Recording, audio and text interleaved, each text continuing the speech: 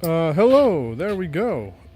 We are here, and for some reason, my stream is not loading the game capture. That bodes well. That was very well, actually. Uh, Salutations, good to be back on the air. let's hope that my audio is actually coming through, and I'm not just like talking to It is. nobody. Okay, there we go. What's it called? In that case, hello everybody. Welcome back to Dark Souls: Dirge of Drangleic. Starting off right away with some technical difficulties, seemingly. Oh, there we go. I think the stream is now capturing the actual game.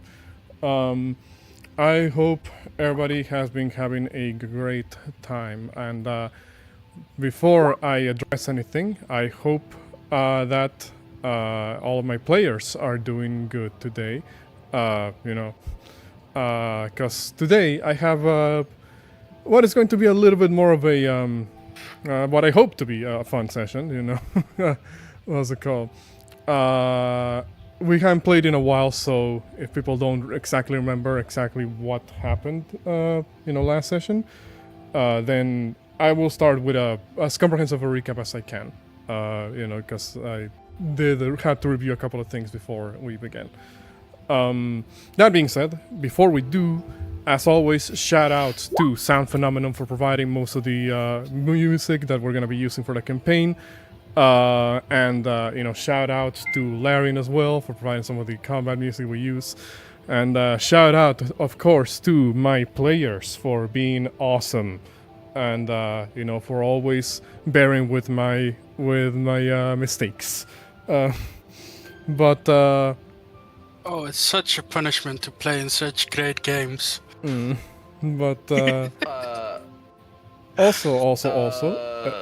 are you gonna say anything? No, I was gonna make a dumb joke, never mind, go ahead. Well, I was gonna say also shout outs to all the respective artists who provide the maps and the art that I use for the respective campaign. I do try to I guess give credit to them when I do find the source of the art. But yeah, with that being said, I do apologize for the technical issues. If you saw like an earlier stream that we had, that was apparently OBS, not OBS, Streamlabs, pulling a fast one on me and not letting me actually start the thing the way that I wanted to start the stream for some reason. And yes, shout out to you and your gang as well. With that being said, to just very quickly, give a bit of a recap of what happened last time. Effectively, in the last session of Dark Souls: Dirge of Drangleic, the party had decided to see what lied beyond the aqueduct tunnel that they found nearby the town of Majula. Eventually finding and coming across seemingly this passageway that, for lack of a better term, teleported them to a different side of the continent. More specifically, nearby the ruins of Hyde's Tower of Flame, an ancient set of ruins that, though the Kingdom of Drangleic is aware of, they have decided to leave alone for the time being. Due to a number of reasons, but mostly because the king said so, and nobody really, talks back to King Drangleic. The King Vendrick, my bad.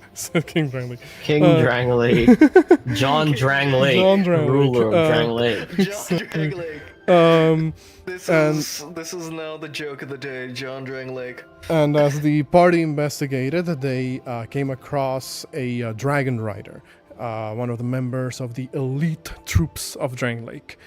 Dragon Rider Chorus was his name.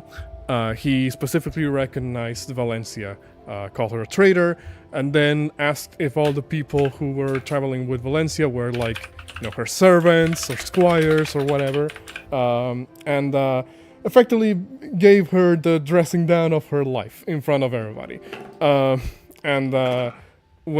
After that, the Dragon Rider said, "Hey, I was looking for a wyvern that escaped Lord Aldius Airy, but I can't find the creature here, and so I have no real business staying here, but neither do you. So if I do one more sweep around the area and I catch you here, you're gonna be in a lot of trouble." And so he left with his dragon, Drake, really, that's how they're called.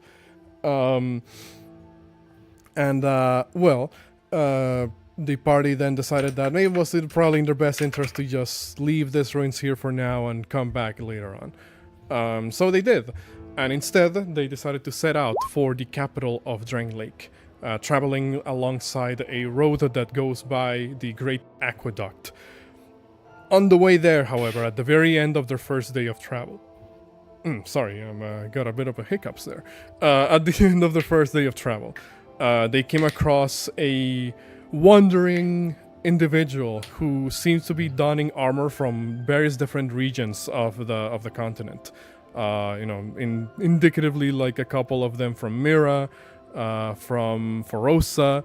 There seems to be like a recurrent theme of various different aspects of different nations on these individuals' armor. With that being said, he basically just addressed the party, asked them who they were, and that's roughly where we ended last session. That's a bit of a longer recap. What did I say?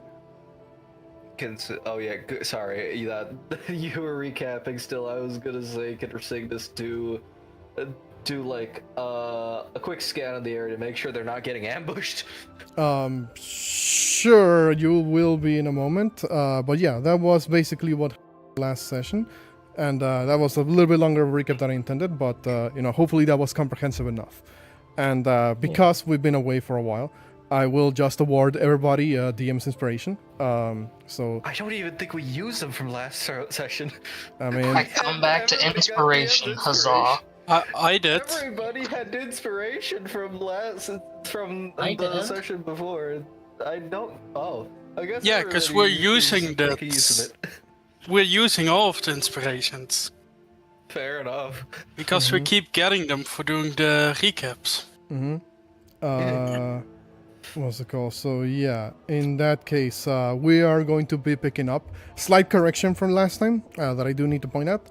I first said that the individual that you found was in front of a bridge. That wasn't actually correct. Slight correction that I need to address there. He's actually, it's a very relatively flat-ish portion of the road that is flanked on both sides by these really tall, semi-arcing trees that give the impression that you're walking through like a tunnel, quote-unquote, made out of the foliage. But it's not actually a bridge in front of him. It looks, however, that there are some ruins up ahead. So yeah, just a bit of a change there on the thing that I was saying. But yeah, with that being said, I'll move you guys back to the map, the continent map rather, so we can continue. So, as I said before, the individual in question asks you a very particular question in an accent that I will try my best to replicate, as he just goes, "Oi, who are you?"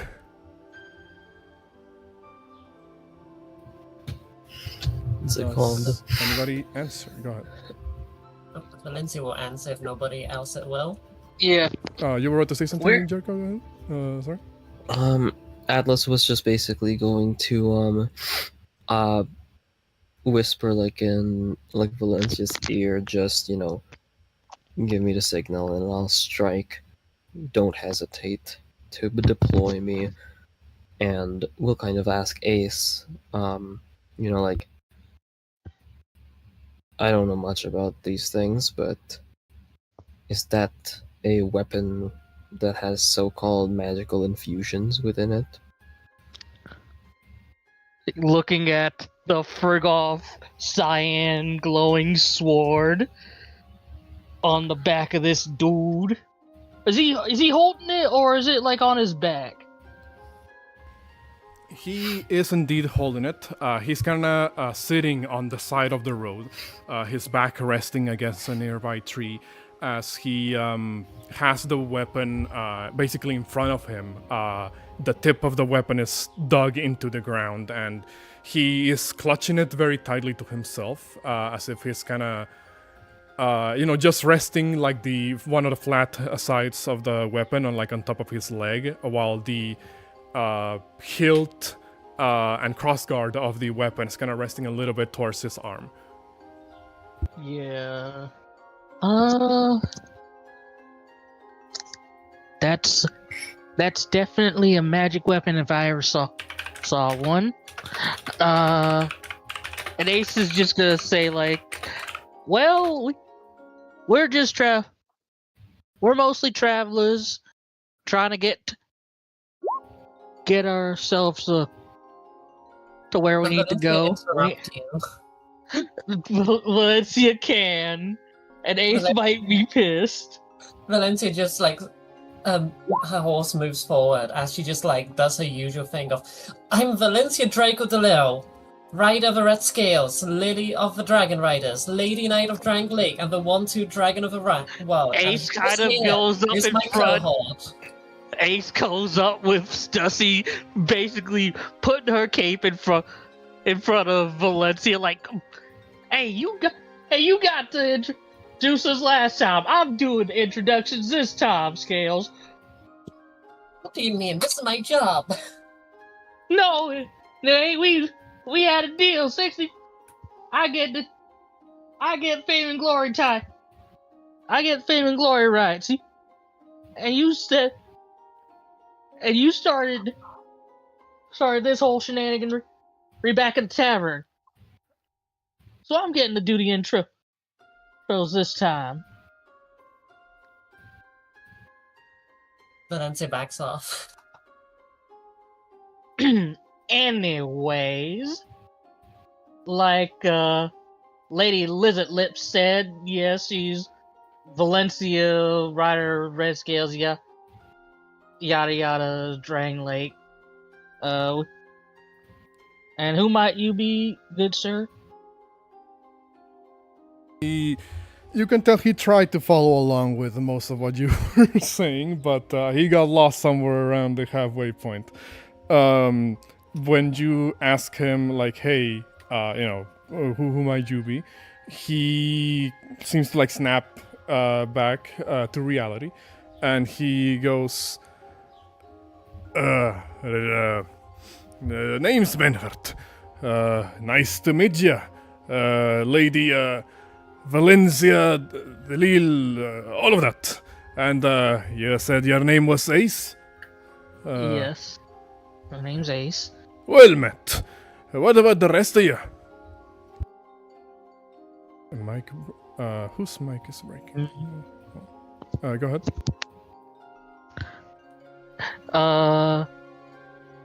Fella, well, question for Signis. Are you wearing your regular outfit or your hunting outfit? His hunting outfit he wore last session, but after they started moving again, he's donned like his disguise outfit. It's still like very clearly an entertainer's outfit, but it's like it's notedly like the it's an alternative version of his usual outfit that he's wearing. Like Jericho made art for this. I forgot to find it. Okay. Fancy fella over there is Walker.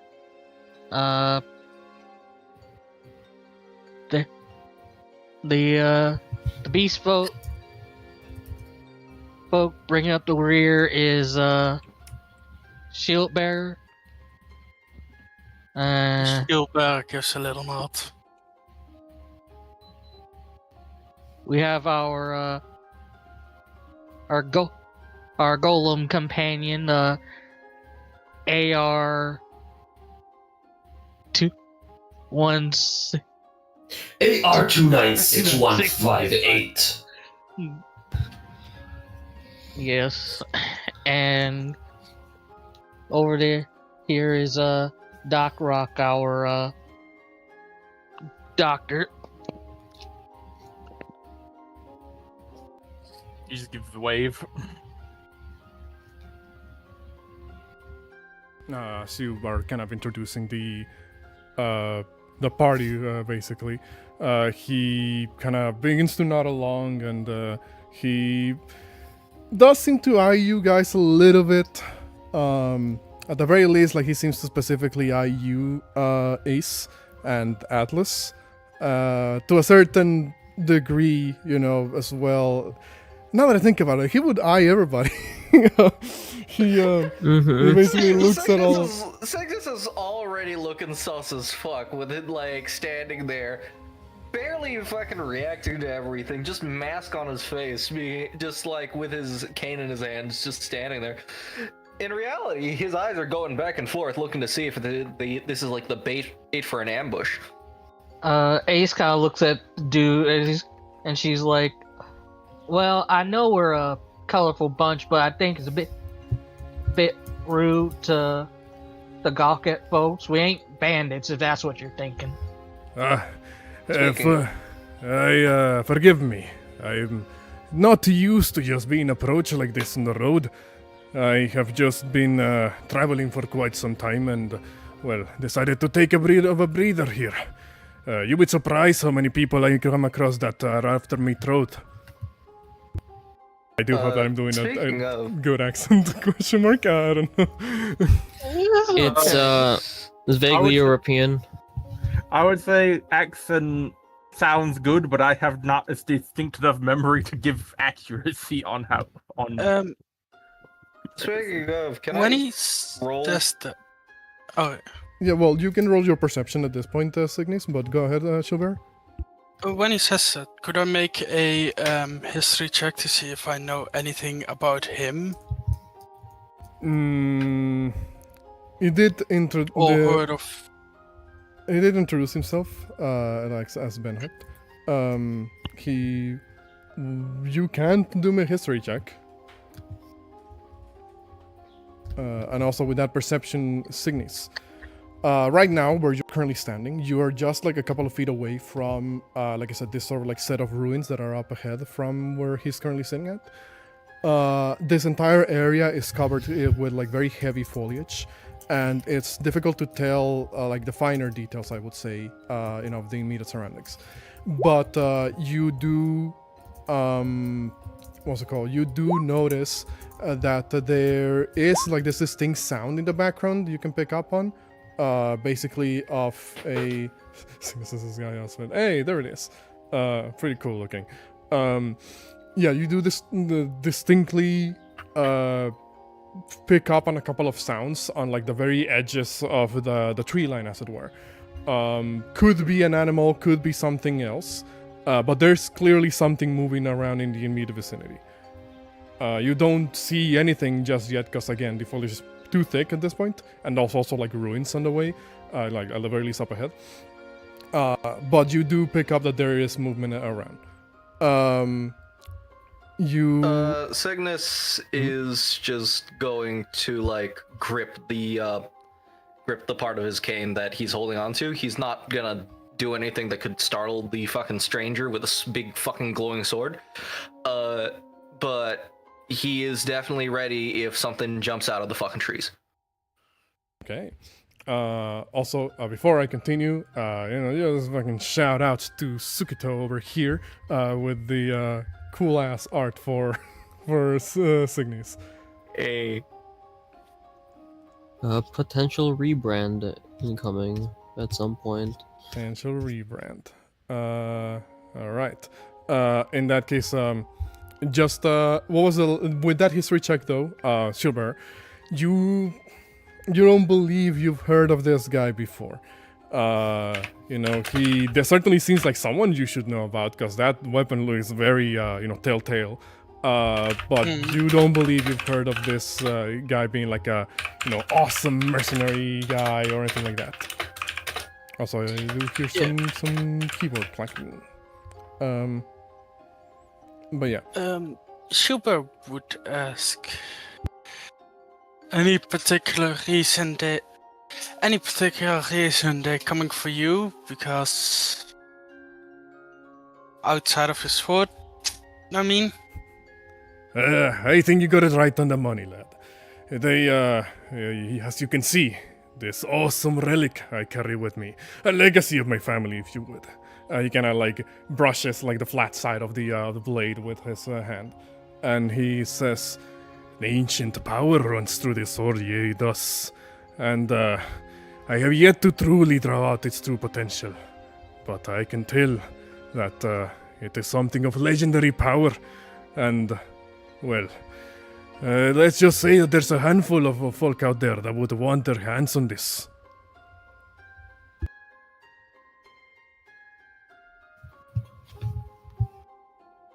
Where are you trying to go? He kind of looks around the area and looks back at you and says, well, I'm a bit of a drifter, you could say. I'm been traveling for all across the land for quite a while, going to all sorts of different nations to, well, test my skills, so to speak. I suppose my end goal would be to find a battle worth having. And, well, I have fought plenty of folk already now, but none of them really have pushed me, shall we say, to something that I would call a glorious battle. Now, that doesn't mean that I'm just out here. Having, you say. What do you say? A battle worth having, you say. I've been, well, I'm not what you say, a bloodthirsty fellow myself. I seek more of an honorable fight. But I will say that, well, eventually it gets a little bit tiring, you see, to go to do all of this. And sometimes I need the occasional breather. I think there. I think I may have a possible thing that you may be interested in. And just down this path. Go on. Just down this path, if you follow along this road, and he would just like sort of say the directions to Majula. There is a small village that is being set up, and here's something quite that is quite of concern to the point that we have decided a giant before? to exactly. I see you're a bit more to the point than your lad here. I can't say I have. I thought those were gone from centuries. And what were... They are current. Go ahead. We have found signs that the giants are planning another attack on Drangleic. They might attack from that shore or the shore of Fort Cardinal, and it would be appreciated to have every bit of help that is within reach. Now you say might, as if that's not a that's not quite a secured possibility. And do not get me wrong, I'm all for fighting a good fight, but I'm not in the business of settling down in a village, if that's what you're wondering. There's still plenty of work to be seen. And what were you gonna say, Atlas? Go ahead. Atlas was going to actually, step up and say, In order to bring out the efficacy and power of a weapon, one must forge it and reforge it within the flames of battle And until the end of during the war? a point in time where your life truly is within jeopardy. Article 26 of Glamoth Military Regulations state, steel that bends or falters in duty must be reforged in the fires of Her Majesty's will. Soldier type you are. That's it's an interesting code to live your life by. Don't believe I recognize the name Glamoth though. Atlas just kind of nods and says, It is not one from these lands, I can assure you, but their values remain true, I have observed, throughout our countless battles. If you are to awaken this so-called family heirloom, you must push yourself, not simply wandering around and picking fights that you might be able to win. It is only when cornered that The deadliest animals show their deadliest fangs. He kind of begins to nod along. One hand, he begins to scratch like his chin. His beard is like relatively long, kind of reaches like a little bit under what would be like the clavicle like area, I guess. And it is, he looks already kind of a little bit aged, I guess you could say. His hair is a little bit turning gray, with there's still a handful of like black spots. He seems to be kind of like, running his hand like down his beard, like kind of nodding along, hearing what you're saying, Atlas, and he will say, well, that's a lot of wisdom there, lad. I didn't expect you to be a soldier and a philosopher. Atlas just kind of says, The philosophy I state is not of mine, but of Her Majesty. Still, it is invaluable to keep in mind. He says, aye, true that. He kind of moves a little bit, shuffles in place for like a couple of seconds. And at this point, I will ask what is everyone's passive perception. For you, Signis, I will tell you something else in a moment because you went ahead and did your perception check. But I will ask what everyone else's passive perception is. 15, 15. Oh, it's a friggin' 10. 10. 14. 14, 11. Okay. I will also read what Benhart's passive perception is here. not really used to someone whose passive perception is above an 11. I mean, hey, sometimes it'll save your life. But, alright, in that case, I guess the ones who would pick up on this would be Atlas, Shieldbearer, and Signis. Because Valencian Ace are a little bit too low on that passive perception. And Signis was actively looking around. You guys would notice that sound that Signis was hearing, of like the rustling at the edges of the road, begins to get a little bit more louder as the conversation goes on. At this point, you will begin to see silhouettes, around the edges of the road, as if something's coming out from the I foliage. believe we may have company. Yes, you say that, like I said, what's it called? Something's coming out from the foliage, and, well, Benhart also has passive perception of 10, so he wouldn't see this coming at all. As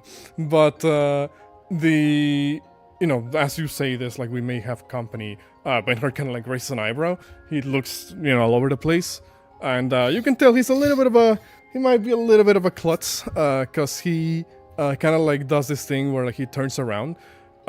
He seemingly has forgotten that he had the sword in between like his arm and his leg, and so when he like turns around to try and look around the area, the sword almost ends up like the edge of the sword almost ends up digging into like into his body, but like the moment he realizes what's happening, he kind of like jumps. If that's how he dies. The moment he realizes something's happening, he kind of jumps back and jumps to his feet. While holding the great sword, in front of him, and he. Oh, I just realized the images are broken. There we go. You will see that he kind of stands up and looks around, and I will now move you guys to this next map. Oh yeah. Also, could you roll history to see if Signis could drop palace between this and Ludwig's Holy Blade? I mean, that's an oddly specific thing to roll history on. I will say you can certainly try. I wouldn't say he would know exactly what it is. It's just more so of a fact of, oh, that thing looks similar to the thing I know. That's kind of funny. Depending on which timeline we're using here, Ludwig's Holy Blade was never seen again after. Yeah, that's true. Like, fair Nobody enough. knows. Nobody knows what it fucking looks like because it's just gone. Yeah. Yeah, fair yeah, enough. the last Uh, place is a different place. So I do have to ask before I move you guys to this next map, because I want to make sure I set up correctly. Valencia, you're obviously always on top of Roland. Ace, did you bring Stussy along? Yes, in fact, the reason why Ace is on her horse is so she could do the. Oh yeah, if Valencia starts riding up and doing the spiel, Ace can ride up next to her and just back her in the face. All right. In that case, Wait, we got the retainers, don't we? you do, but they're hanging back a little bit. The Oh, right. noise that you heard was a little bit further ahead from you. Hold on, here we go. All right, can you guys see the map? Yes. I positioned you roughly how I thought you were traveling, but if you want to Honestly, move accurate. around, if you want to move around and switch your positioning, just you can do that. Realistically, it'd Atlas be would. like here. Yeah, I'd like say- you're next to me. Yeah, and I'd say Rock a bit more centralized because healer and all Yeah. that. Be I feel like kind I- of close to everybody. I feel like Sorry? at this point Atlas would be maybe not there, but like over here maybe, just Okay. because they've been talking to Ben Hart. Doesn't trust the man just yet. Yeah, and yep. Atlas would actually like tell Ben Hart like, what's it called? You would do well to respect the blade that you wish to bring the prowess out of. Do not handle it like you would a regular blade, since it is such a potent magical object. Vilmoth Military Regulations Article 2. Remain on guard. You say that as he begins to get ready for battle, and he says, "I wouldn't dream of it. I know how to handle this weapon. I may yet not be able to draw out its true potential, but I will soon enough. And when I do, I will wield its awesome power." And the moment he says that, like the things that were coming out of the woods come out of the woodworks, very literally. You see, before I reveal them. Before I reveal them, you see what seems to be a number of varied creatures, some bipedal, some quadrupedal. You see the bipedal ones appear to be this vaguely humanoid-ish, like forms that are very hunched over. Their skin is like this sort of like leathery, brownish, like looking texture, indicating perhaps they are deceased to some extent. Their limbs are elongated with their fingers and toes, kind of like almost claw-like in form, due to how elongated they seem to be. This is one of them. There we go. Oh lord, not you. You will see that at least 4 of these begin to pop up from around the area. The bipedal one, shall we say? But they are not. Cindy will complain. They are not the only creatures here. What were you gonna say, Schubert? Do we recognize what happens / what kind of what enemies they are, or how they? They're naked men. You Yeah, can but for example, if the plague has the effect like this on people, because Schubert has been around. You can make me a nature check.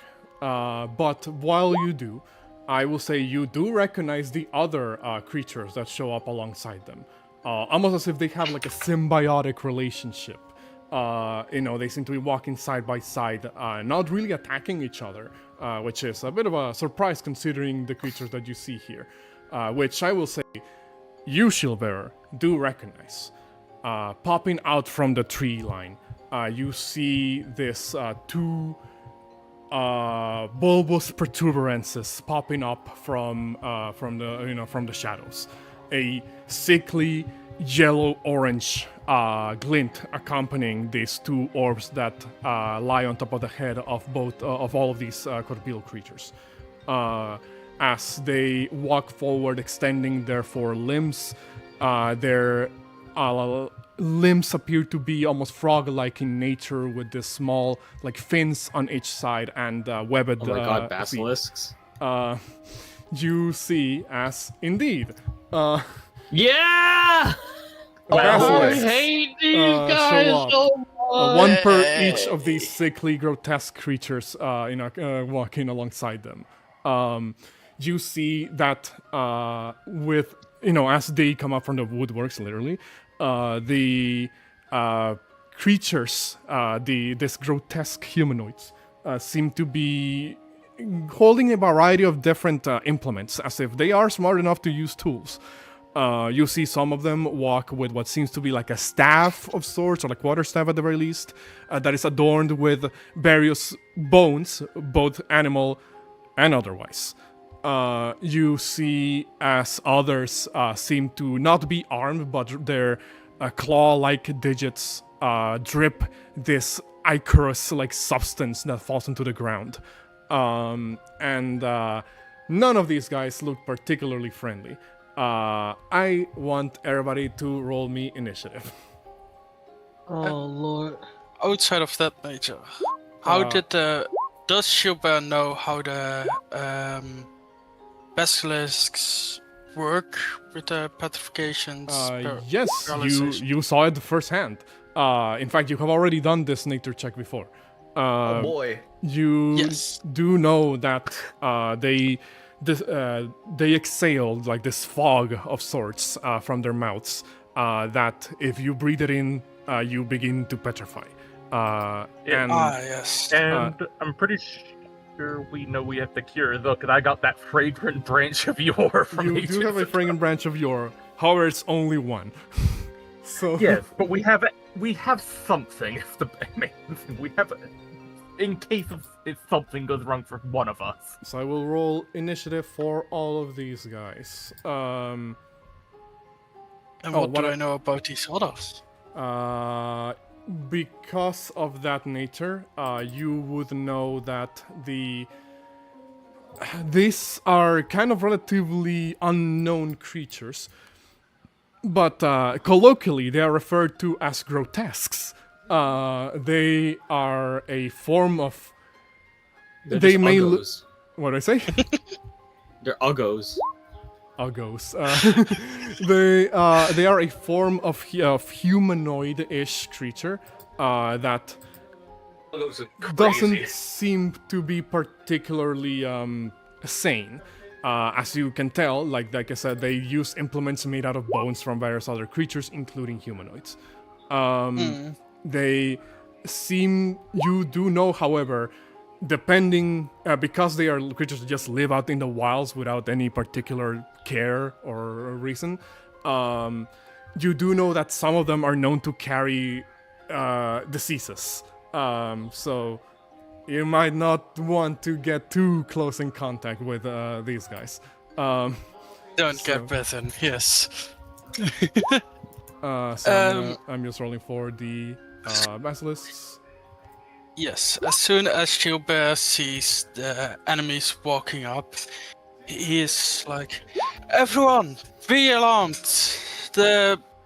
Those are basilisks. They breathe and a certain cloud, and if you breathe it in, you'll get petrified. Ace. The other things are known as grotesques, and don't let them bite you. They are known to carry diseases." Ace thinking to herself, wait, a basilisk? And in her head, she thinks of basilisks from her neck of the woods that are bird-like creatures, similar to, what's it called? The... Harpies?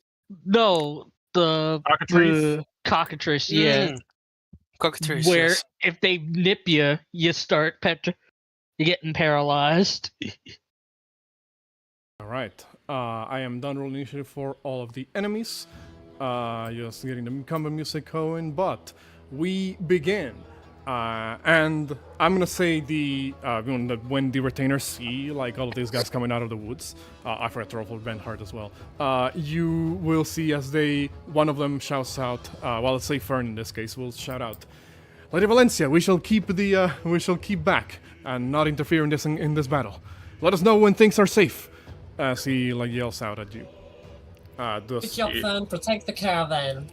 We'll do so. Oh. You see, he does draw like a short sword that he's equipped with, I believe. So he will get ready for that. Also, Benhart, there it is.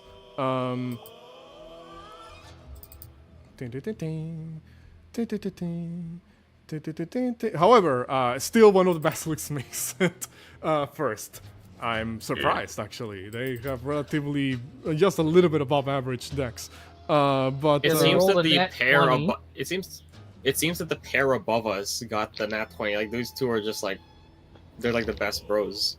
yeah. Mm-hmm. You see as all right. You will see as I did rework the way basilisks work this time around to not make them like an insta kill like they were in the previous campaign. Damn. Yeah. Why? We're plus fucking Dark Souls. What are you talking about? Bring back the I insta mean, kill. Dark Souls 2 was a little bit easier than Dark Souls 1, so. So Game accuracy. yeah, game balancing. accurate basilisk. Easy balance. So this one will move right here, and will look over at. Well, let me just. Actually, no, it doesn't need to just like stop right there. It can still move like 5 more feet. There we go. You see as this one walks up right directly to Rock and Shieldbearer, and then lets out this smoke cloud that I will need Shieldbearer, Dr. Rock, and Signis to make me a Constitution saving throw. Because it's a 15-foot Oh. cube. Oh, Lord. Let me see. Nat if I 20. Cool. Huh. 11. All right, that's Rock, that's Signis. 19. Let me see what the okay. It feels like there's some. It feels like there's some comedic value of the German accented doctor that 20ing a gas attack. I'm sorry to say, Signis, you are now poisoned. And while poisoned, well, all of the mechanics for poison apply. But I will just put this ability on this thing. You also instantly die. No. Vorti Yeah. actually lied to us.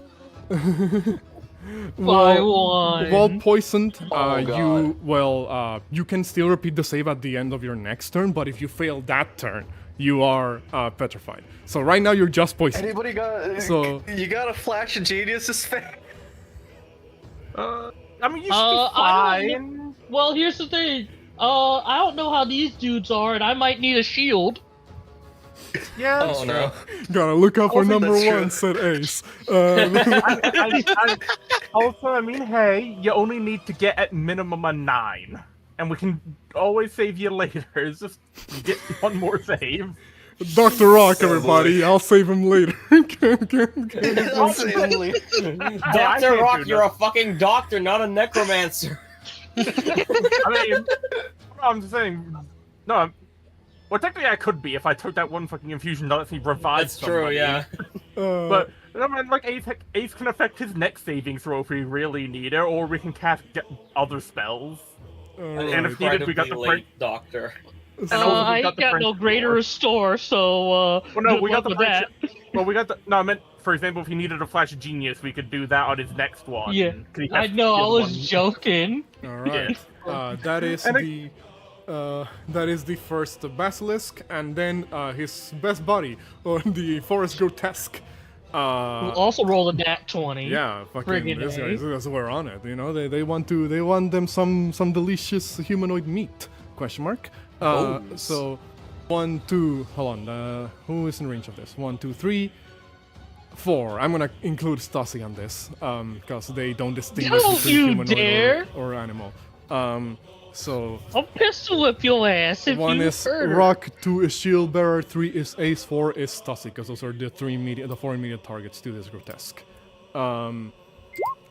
Dr. Rock, you will see as the grotesque kind of like begins to pound on the ground, like almost if it's going berserk to some extent. Will Sorry, you guys are from fucking Resident Evil, seriously. and will rush at you, moving through the woods to get right up in your face, directly next to its body right there. Its basilisk. These are like beastmasters. Now that I think about it, you will. I need you to make me a strength or dexterity saving throw, your choice. The dexterity, because it is my higher. I rolled a 5, unfortunately. Anybody has anything for this? Wait. So How you much? might need a when I shield. get up. How much does he need to make? We don't know. I'll tell you when I ability. Alright, let me read real quick. I mean, Moran, you might need a shield later. I am the shield! Also, our dear moderator Wee Woo is in the chat, and is commenting on the fact that I Because- didn't make the basilisk insta kills this campaign.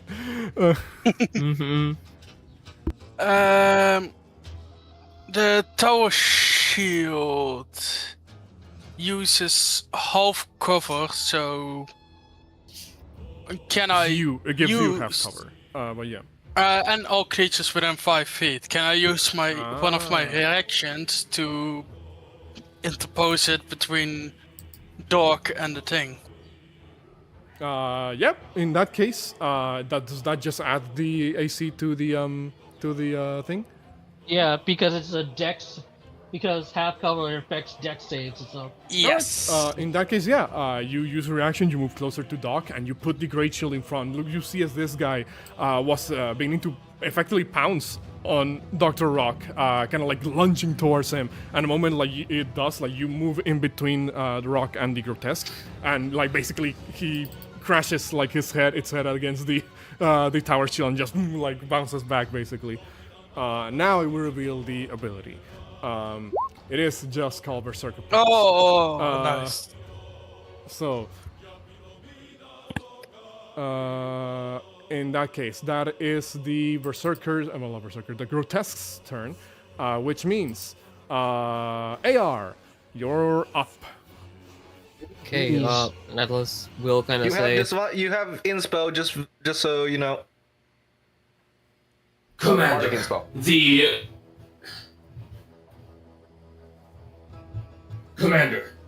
The environment around us seems particularly vulnerable to forest fires. Considering your knowledge of the land, must I change my core reactions to sonic damage instead? In Drang, question for Vorti, in Drangleic, how common are forest fires? Not super common. This specific region that you're currently in has a high degree of moisture in the air because it's directly next to the Great Aqueduct. So technically, it should be less, less. What's the word I'm looking for? Flammable. Less flammable, yeah, I guess, than the average forest. Prone to catching fire? But there's still very much a risk. It is still a risk. It's just it could be controlled. Relatively speaking. I'm just gonna look at the cart with everyone in the back and just nod to the Sonic thing. Probably don't want to start a forest fire. Okay. So Atlas is going to. Let me see how that actually works. True real modern quick. doctor.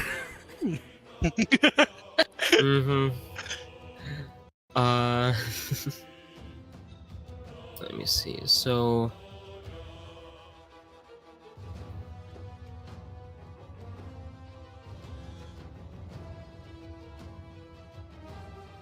Okay, so that's going to take a bonus action. Okay, so instead, Atlas is going to like kind of like press on their chest. You kind of hear like a mechanical whir. As I'm going to use actually a bonus action to use Divine Favor, as they kind of like bring their hands to the chest. A glowing cyan appears and it seems to pour over like their gauntlets, as the gauntlets now seem to be inflamed in a cyan hum, as they're gonna deal an extra 1d4 radiant damage per hit. This is a very early version of Improved Divine Smite, if you think about it. But yeah, so Why would you say something Atlas so is- controversial yet so bold? Atlas is going to kind of like say, The basilisks seem to be the greatest threat. However, the diseased grotesques must be dealt with by those only wearing armor that would protect them from diseases. Everyone else stay back and help the basilisks. That is the best choice that I see currently. as they are going to bolt their way towards the grotesque and attempt to punch it. All right. That is a 14. And at the same time, going to attempt to grapple it. Okay. A 14 does hit, actually. Also, Oh, shit. one thing I forgot to note when you did the nature check there, Shieldbearer, about the grotesques, is that people don't know if this is caused by the curse or if there's something in the woods that is turning people like this. Yep. There's no definitive answer on what the source of these things are. Okay. That is 13 points of damage on the grotesque. Yep, that looks like a pretty hefty damage on it. You see as you strike at this creature, you can hear or feel rather how your attack basically digs into the body of this creature as if they are somewhat soft-ish, to put it one way. Ew. Yeah, no, it is a very gross-like texture. I guess you don't feel the texture because you're wearing your armor. But Yeah. if you were to touch them directly, it would probably feel very gross. It's kind of like the fist kind of sinks in, and then like the hand kind of like mechanically splay out, and then immediately like come back into a crushing fist. So it needs to succeed on that athletics check to avoid being grappled, as well as the con save if it can bleed. All right, I'll do the con save first. That is a 21. And then I will do the, athletics check here. This one fails actually, yeah. So 11, it is now grappled. Also, welcome here, Lana. You are indeed in time for combat. Go ahead. As Atlas is going to kind of like move forward here and attempt to punch the basilisk. Gonna split the damage here. Damn.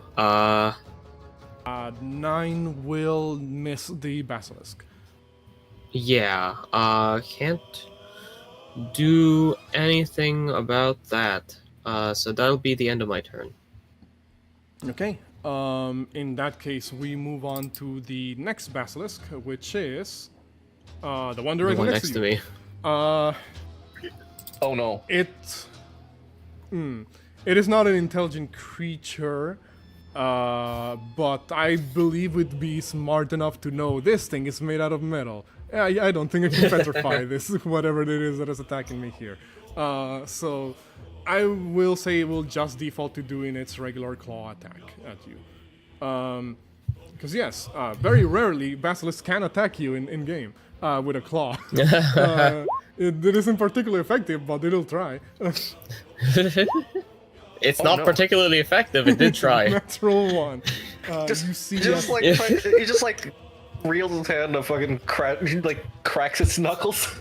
It's basically like I did say their legs are kind of like frog-like almost in nature, and you see Yeah. at the end of this like webbed feet, you see that they do have like some like sharp-ish looking claws. That is less of like a overhead swipe and more like a side horizontal like swipe basically, because I don't believe it can arc its leg all the way up to do an overhead attack. But you basically see as this thing kind of like try to swipe at you at your legs basically, and very easily you can just like pull your leg up and it just misses you completely. Also, the funnier thought I had was he went to go slap AR in the head and it's caressed her cheek instead. Gross from a basilisk. Ben Hart of Yugo. Ben YOLO. Hart would look over and you see as he sees these things come out of the woodworks. You see as he pulls out the greatsword and he says, "You're very right. We need to make sure to take down some of these bastards once and for all. I will draw their fire," as he will kind of rush forward, basically, at the nearest grotesque to him, which is not the one next to AR. It'll be the one directly on the runes across the road. So he will move 5, 10, 15, 20, 25 feet right here. Pow. You see he kind of like stands with one leg on top of the ruins nearby, and he draws the greatsword that he has. He is kind of like rushing forward with like the tip of the greatsword, almost as if he's like using it as like a makeshift lance, basically, to try to impale the grotesque on the weapon. And he will make 2 attacks because he is a relatively high level guy. So. We'll see how this goes. Where did I put his? There it is. Pow, pow. Both hit. You see as he basically like not really impales the grotesque, but cuts like this very deep gash like across the rib cage of the grotesque. Then pulls back the greatsword and this time goes for like an upward slash against his chest. And he deals pow. He deals. Doesn't have the 2-weapon fighting style, huh? Wait, what? I said he doesn't have the 2-weapon fighting style, huh? No, he not 2-weapon, doesn't. 2-handed fighting style. Yeah, great weapon, I believe is your weapon. Yeah, great weapon fighting. Yeah. He deals 10, 10, 10, 10. Okay, so. You see with those 2 slashes, the grotesque is looking very hurt by that attack. And Ben Hurt just kind of, still using like the greatsword like basically in front of him as like a makeshift like defensive stance. He just says, "Come at me, you bastards!" And he will stay right there, just drawing the attention of the basilisks and the grotesques. Valencia, you're up. Valencia is gonna charge straight forwards and do basically what AR said. Focus on the basilisk. Actually, I guess you can move like here. Okay. Impale it. And mounted Skewer combatant it. means she has Advantage.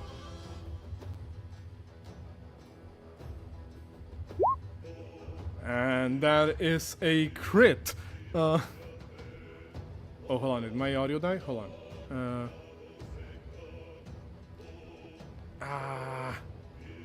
Why is that only? Right, hello. My audio died for a second there. What's it called? I hope the stream didn't like die as well. But can anyone hear me? Yeah, we can hear you. Okay. That's still good. Valencia, you should roll an additional 1d12. I don't know why I didn't roll the crit for you. I didn't roll the no crit. idea. So that is that is 9 points of damage on the first strike, and it has to make a con save or be toppled. All right. So, first of all, I'm just gonna. Wait, you said you said 9 points of damage? Because it is the initial 7 piercing plus the 2 from the other crit. Oh no, my bad. I misread the chat. My bad. It would be plus 5 from the other hit. Yes. Okay. In that case, there we go. And then the con save from the thing. Sorry, my roll 20 is lagging a little bit, so give me a second to make sure that I don't mess up the dice roll here.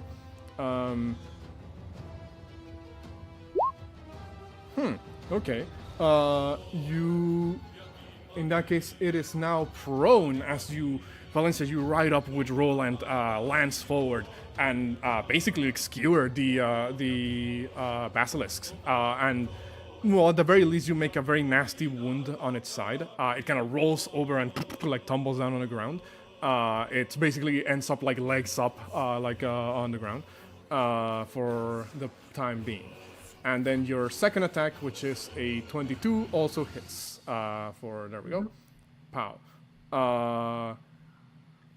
It is looking rougher than before, but it is still standing. Well, not standing, obviously, because it's prone, but it is still alive. Okay, that's all I can do this time. Okay. Second grotesque will look over. Sugar, on your turn. My request and I've been away from the grotesque. You will see as this other one, this is the one directly in front of. Hey, hold on. Why is? This is the one directly in front of Atlas. Atlas, this one, I'm gonna need to roll something to see what variant of grotesque this is. Oh shit, they have variants. Okay, so that's the one. This grotesque will, unlike It's the just other a one, rust monster, it just kills me instantly. Oh no, the TVA is coming after him. this grotesque, unlike the other one, the one that attacked the rock is unarmed. This one, however, does have a form of weapon in the form of that it's like makeshift quarterstaff that is made out of like animal bones and humanoid bones, and will try to hit you twice with that attack. Okay. 13, Oh, yeah, 16, he's ugly there. 16 hits. 16 hits. You know, Yes. I'm so used to running games where people have like really high AC. It's been a while. Yeah, we're not. Yeah. It's been a while. Yeah, Level sorry. 6 campaign, huh? 7 points of bludgeoning damage. Okay, so that's. I will say 1, 2, 3, no. 4, I 5. cast first level decelerate. Decelerate. All right, roll me the damage reduction. Okay, so that will be that will be 4 plus a d6. Take 1. You take 1 damage in total. Nice. All right. Thank you very much. Tries to like strike at you. You with just this, see like Signis is like coughing, and you see like he notices like this thing trying to attack Atlas, and just to the fucking throws a card. All right. This thing was reeling back its quarterstaff, tried to strike you, but right as it's about to strike, the card just kind of like redirects the momentum of the strike, so ends up just like brushing you against the shoulder. That is it for this grotesque. On his Go ahead. ending, I will use my second reaction because I will Alright. get it back anyway. I have 2 questions. One, are these high enough to bash people against? I presume so, but They are, well, what you believe could have at some point been like walls or some form of like, building. Now long overrun with vegetation and eroded. I'll say they are around waist high, so to speak. They are in like walls per se, but you can still like, yes. they're still relatively tall. Then the second question, if I will stand over here, can I bash them this way so that I get both of them? I will take 2 up attacks from this. Sure. I'll say you can. In that case, the Basilisk and the Grotesque will both try to hit you with their respective up attacks, because they are not smart enough to know that you're baiting them out. Yes. Claw from the Basilisk, and that's 17. Misses. And where did I put the Grotesque sheet? This one is also unarmed, so that would be also Claw from this one. That's another 16. So both of them miss. You kind of begin to get a running start here, both of them trying to swipe at you as you move. And then what are you going to do? Romeo, take me somewhere where we can be alone. Bash in to both of them. All right. I will end up here because they can't be pushed further into the wall. Well, I mean, So I'll say they he can. stays here. He stays they- here. So I'll say because of the angle that you're pressing them against, they would move at the very least one space to the right, which means that you would be in front, to the side of the basilisk.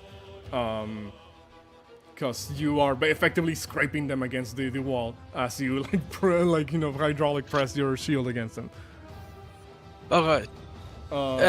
So Well, they both still first need to make a strength check to see if they get pushed. So the grotesque, that's a 19, and Damn, the he stops it. So nothing happens. Well, nothing happens to the grotesque, but the basilisk Ah, still gets yes. pressed against the wall. You rush forward, and you see as the basilisk kind of like turns around. Its little dinky frog legs are not enough to stop your charge, so you're able to press its body against the what's it called, against the wall, wall quote unquote. While the grotesque does manage to like dodge out of the way in time. The Seaman got hands basically. So 7 points of damage on the basilisk. Yes. And it's prone. It is prone again. Not again, but this time, yes. Alright. Prone again. Again. Now it's my turn. Now it is your turn. So what are you gonna do? That's a good question. I actually hoped I could stay in this position. You would be here. But Because yes. of the position here. Ace is in the way.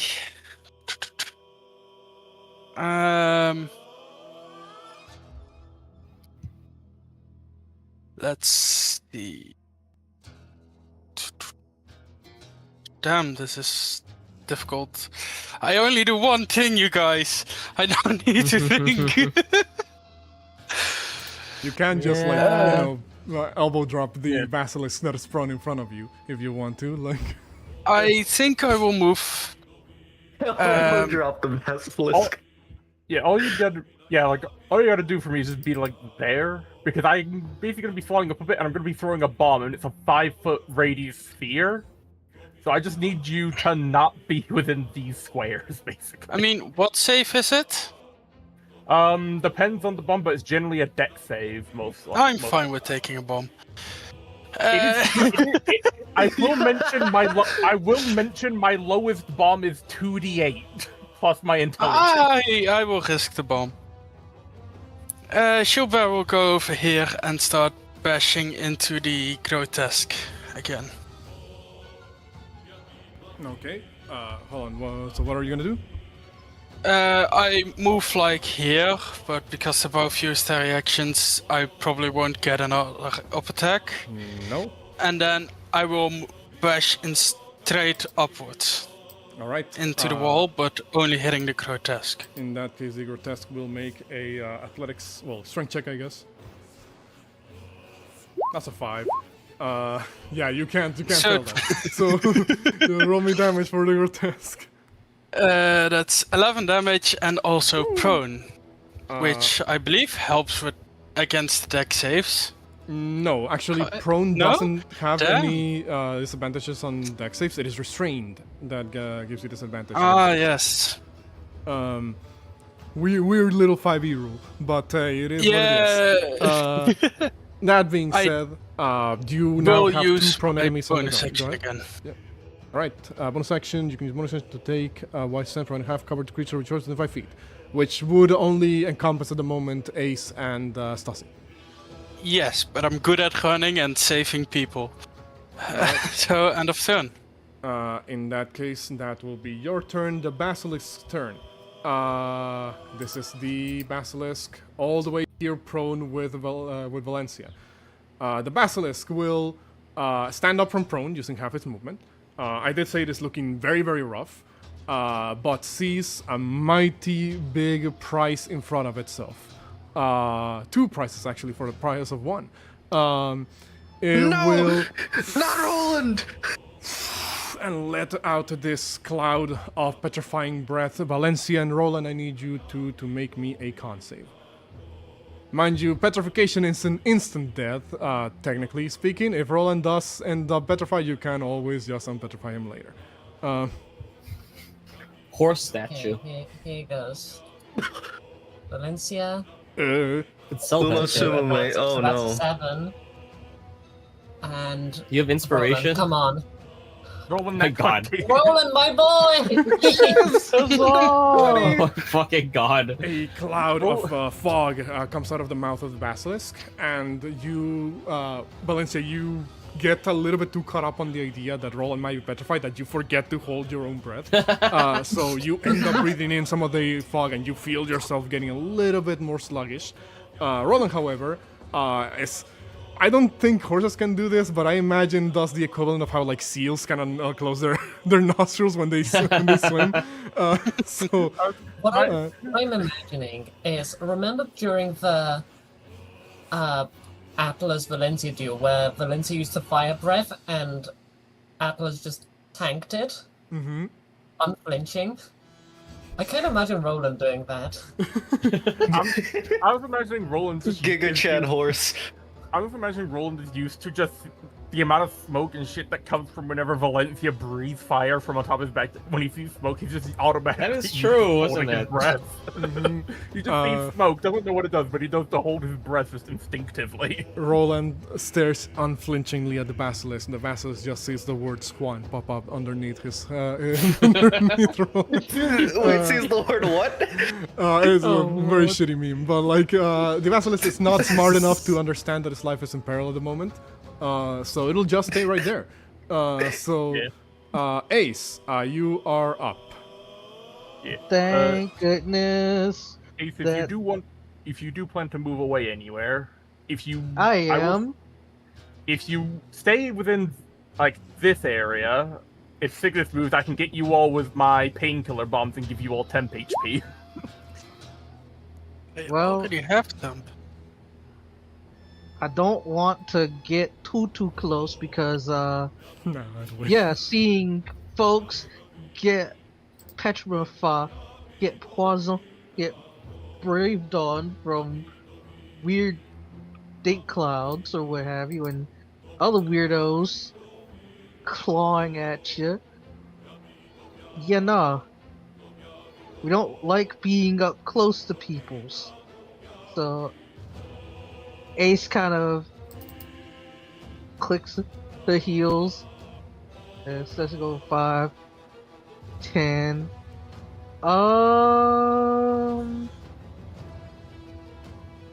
Question.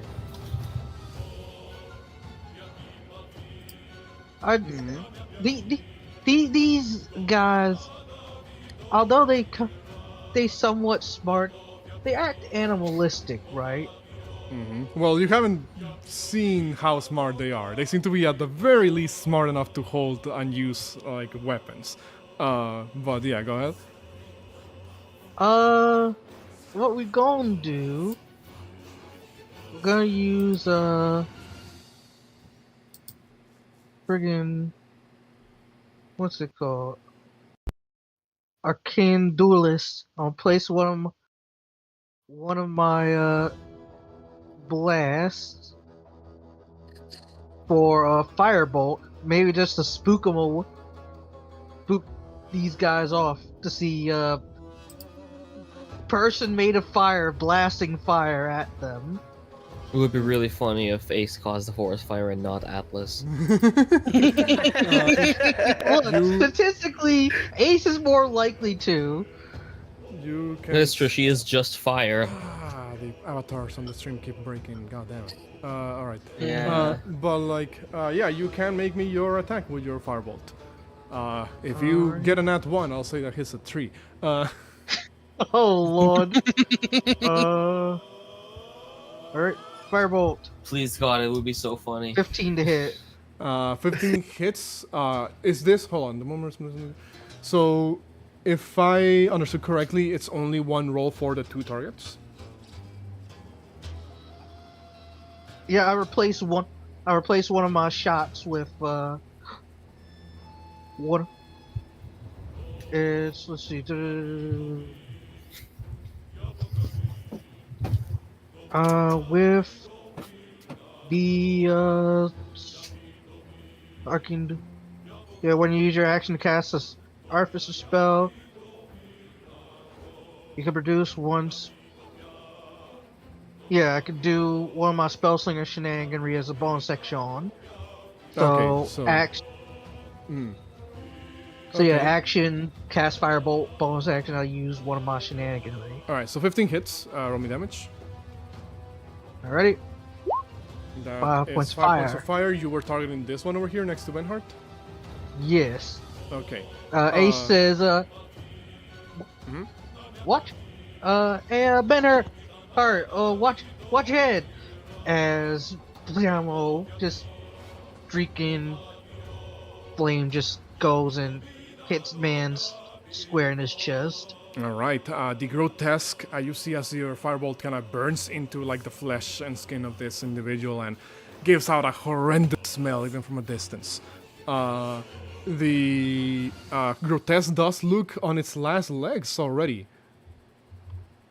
And then you target the other one. And what are you gonna do? We'll go with Lady Luck. Maybe the loud noise would probably spook them, because, hey, it's pretty loud. It scared the little guys before, so, we'll blammo. 13 to hit. 13 will sadly not hit. So, Shit. they just hear, A loud ass noise echoes throughout the woods. The pursuer takes note. No, just kidding. if he's out here, I'm gonna kick his ass. See, 7 days haven't passed since your last encounter at the fort, so you guys are still okay at the moment. It's been 4. So yeah. Unfortunately, yes, 7 days haven't passed. Unfortunately, the pursuer decided to go fishing today. Alrighty, I mean, hey, that Just potentially imagine means he's he helped- floating above the water doing this. I mean, hey, I'm doesn't sure, that mean I'm sure he has like hobbies outside of just like malding and stewing and just waiting for us to like No, be able to he just kill don't. us. That's the only thing I know about him. He don't have no hobbies. He just goes after you. It's tearing his He just family has apart. beef. His wife doesn't see him anymore. God damn it. All So- he has is beef. He doesn't even have a cow. I do apologize to the ELT. audience for the technical issues we are having with the reactive images. I don't know why they keep glitching out on me. What are you gonna do? Anything else, Ace, or is that gonna be your turn? Yeah, that's turn for me. Yes, taxes. All right. They're in that back. case- in that case, that seems to be a recurrent joke amongst us. All right, this grotesque will. What variant of grotesque he is? Okay, that's the one. All right. In that case, He's ugly on the inside, not on the outside. He's a conservative. He's ugly and he's proud. This grotesque will. All right. This grotesque. What's your current joke? The taxes one. This grotesque will just is not smart enough to have self-preservation, so it will continue to swing on Benhard this time around with its claws. Pow pow. 20 would hit Benhard. It doesn't have anything against that though. Let me read his thingamajingajing. Is he one of those NPCs that's like, if you miss, he has his prof bonus to AC? Not quite. Benhard can't do anything against a 20, but so he still takes 7 points of slashing, 2 points of poisson.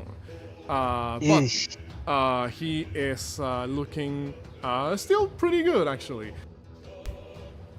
Yeah, I think this is the first time he's got hit, so. And Signis, go ahead.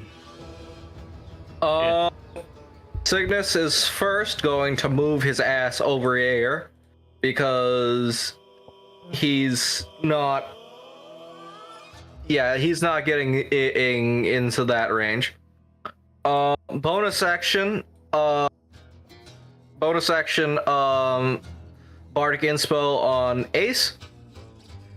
And now that he's walked the fuck out of the cloud, he's going to... It's probably not going to do anything. But he's going to try and purge the poison from his body, hopefully before it takes too much of effect.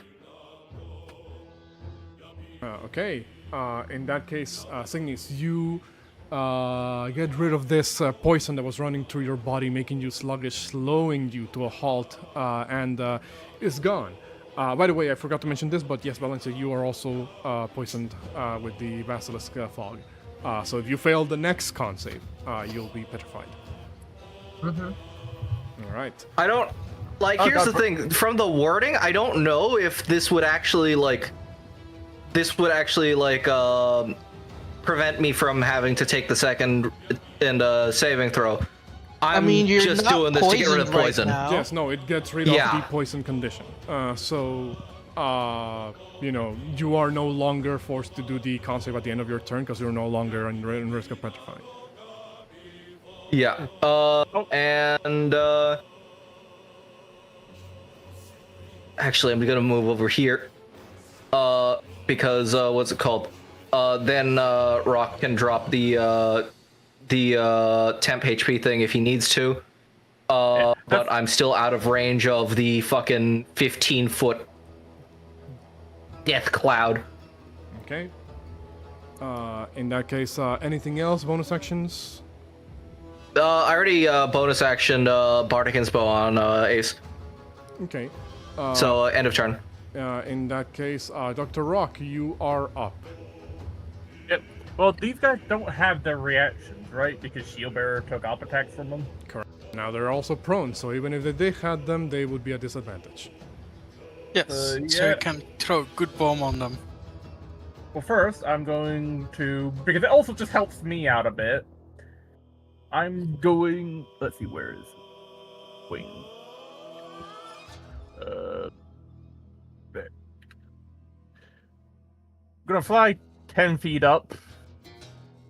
Actually, I'll make that a 15 instead. And try and get myself outside of any potential Basilisk gas cone range. And I'm going to just throw a normal bomb on top of them. Okay. Going to just target the Basilisk, because that's the bigger problem. They'll take the full damage. And then the other guy has to make a dex save, or just basically favor suck for damage minus my intelligence bonus. All right. This isn't deck save, right? No, he was making it a targeted attack this time around. Ah. Well, no, because the bomb has the explode property. Okay. When I throw, because basically, when you take the attack, I'm trying to see if that's a thing that happens. I thought the explode property only triggers when you're making it a dex save rather than targeted hit. Yes. Oh yeah, I guess that's how it was. So yeah, never mind. It was just the explode property. I thought it was you'd hit the person, then it explodes, because that's how the old one was. Didn't realize that was the new one. Alright, so yeah, it was just the AoE property. So it's just I throw a bomb there, and it's 2d10. Okay. In that case, I do have to ask, because I believe there's another feature that I don't know if it comes up too often. And it's been a while, so I will give you the grace to remind you of this. Are you going to prime the bomb to add additional reactive die to the explosion? Nah, I know about those, but I have 4 left, and depending on how shit goes, I might be needing to make some elixirs to cure poison, so I'm saving them for later. In that case, sure. So subtract 4 from this. Mm-hmm. So that was 6 damage. All right. In that case, you will deal 10 point. Well, I guess 4 from that. 8 points. 6 points rather. Yeah. Sorry about that. The Basilisk and the Grotesque will make a dex save. If they succeed, they take nothing. DC is... All right. In that case, yeah, the grotesque does succeed, but the basilisk does not, so it takes the 6 points of damage. Yeah, I'm just getting what the DC, because it's 8 plus 3, that's 11. So it's a DC 14 death save. All right. In that case, they take the damage there. All right. Anything else?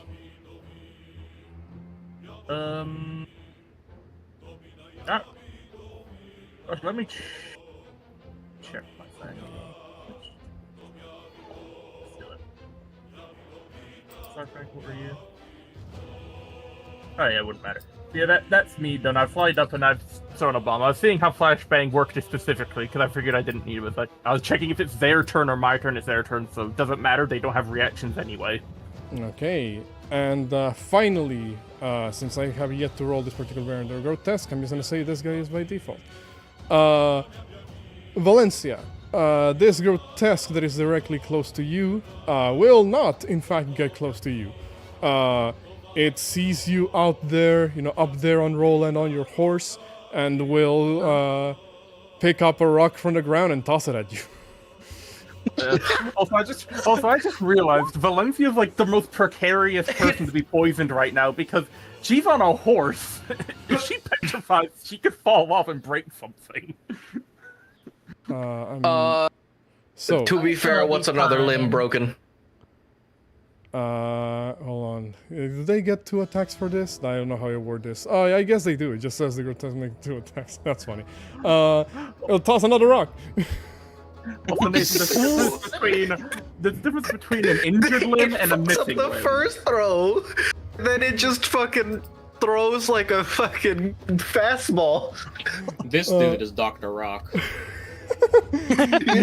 see as the grotesque reels back both its like elongated limbs and tosses 2 rocks at you, and apparently hits with one of them. So, what the fuck? Unfortunately, Valencia does not seem to wear a helmet a lot of the time.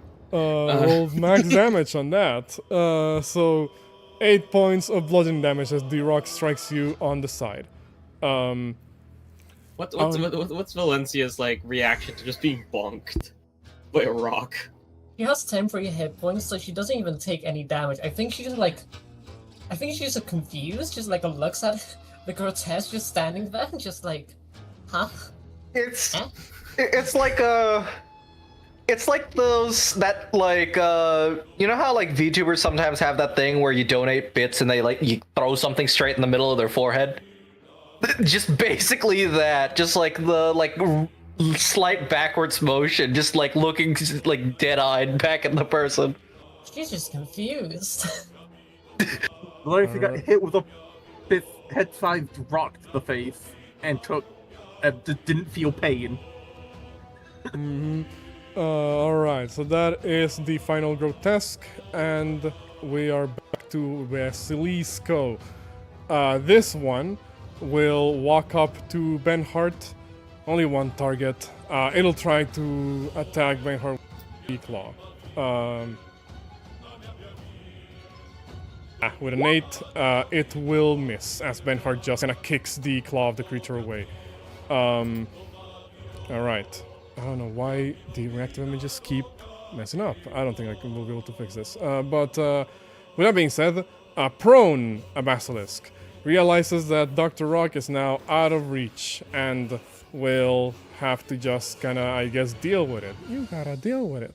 And the creature will just look at his shield bearer and attack with a claw. I mean... Miss.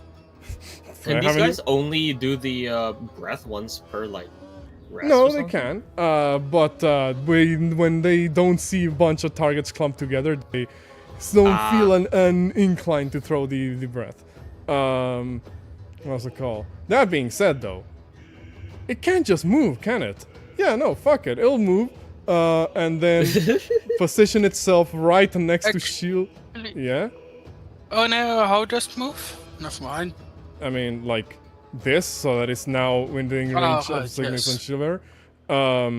So it will move right there, and it will yeah, just like throw its breath again against Shield Bear and It would be Signis. really funny if it'd be really funny if Signis ate shit again. Damn! Both of you did. Oh my Damn. god. Okay. I got a +6 on this. You both fail, so you are both now poisoned. If How you do fail, my con characters die of con save constantly? I mean, hey. That's This is true. Paradox all over I mean- again. I mean, you'd only have 2 nickels, but you know. I mean, hey, at least this isn't like the Bodak incident where you just immediately went down and ate shit. So, you know, you're still standing. It's just if you fail the next one, you'll be miserable. I'm gonna use my inspo. This is bullshit. All right. I'm gonna roll shit, but this is fucking. There you go. All right, you make it. So you're not poisoned, but you are still there. So better not fail the next one once your turn comes up. Grotesque. I mean, then I can use my inspiration, you know? I'd rather use it on the definite one than the possible. Your text comes out from prone, looks at Shieldbearer, and it is not a particularly smart creature, but it understands that you are a bit of a wall yourself, so it will need every bit of strength he can get. So he will eat the up attack if you want to take it. How does he move? So 5, 10. Yes, I will actually 15. take it. Tower shield 17 will hit. and topple. And topple, okay. In that case, you will. Oh boy. Is- Let's see if the grotesque can make it. So it will get prone instead. Oh man, this thing is not. And I will also have. Let's see, because I have a second one when I Oh. deal damage. Sorry, I'm trying to get back into it.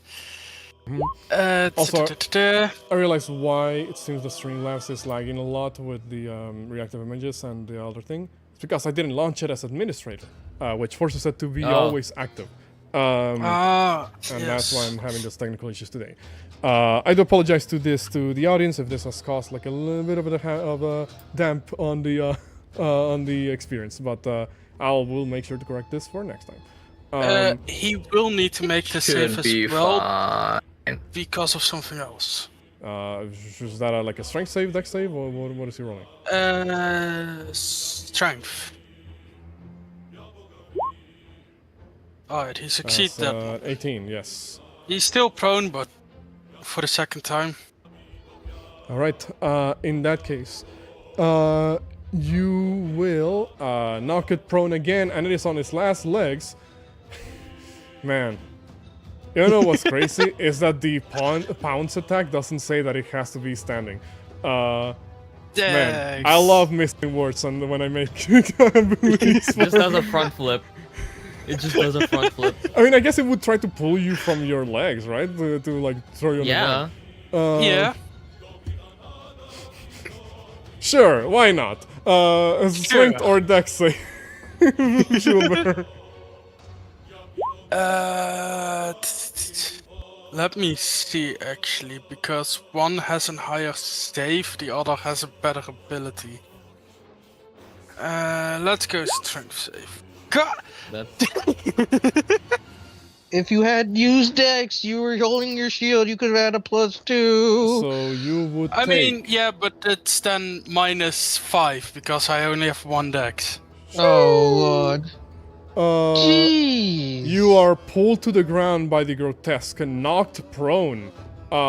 And you take 11 points of slashing and 9 points of poison.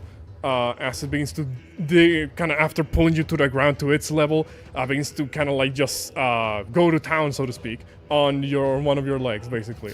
I can't believe that these two really are just the MVP of the fucking fight. It's so fucking They're the funny. ones who keep rolling high and They're- making decent rolls. The Basilisk has already tried to petrify twice.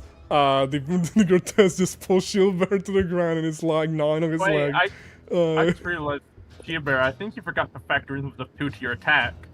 You're poisoned, aren't you? Doesn't that mean you have disadvantage? Because you're poisoned. That is true. Oh, yeah. I mean, it would have been a Oh, straight hit anyway You're right. because they were prone at the time. Mm-hmm. Well, I guess the second one wouldn't have been, but it's fine. We can just keep that in mind for later. But with that, yeah, this is not looking great as the Basilisk then turns its head and bulbous eyes down to you, Shieldbearer. Which, fun fact, I've mentioned this before the first time I introduced the Basilisk, but I will say it again. The yellow eyes are not actually the actual true eyes of the Basilisk. Those little 2 white dots you see underneath them are the actual eyes. The other ones are just like an intimidation Yeah. tactic.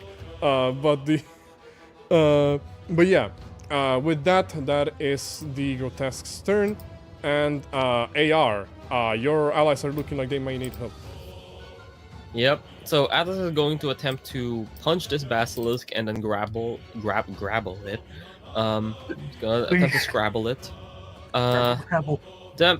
And athletics. I'm gonna use my inspiration to augment the athletics to 24. It's like an orca. I love her hate. Exactly. This was against the Basilisk, right? Yes. All right. So Can I succeed? What is? Not really. No. It has to be a strength, or can it be like an acrobatics? It can be acrobatics, yeah. Oh, okay. Well, it still can do it. So you, so you grapple both of them. What are you gonna do now?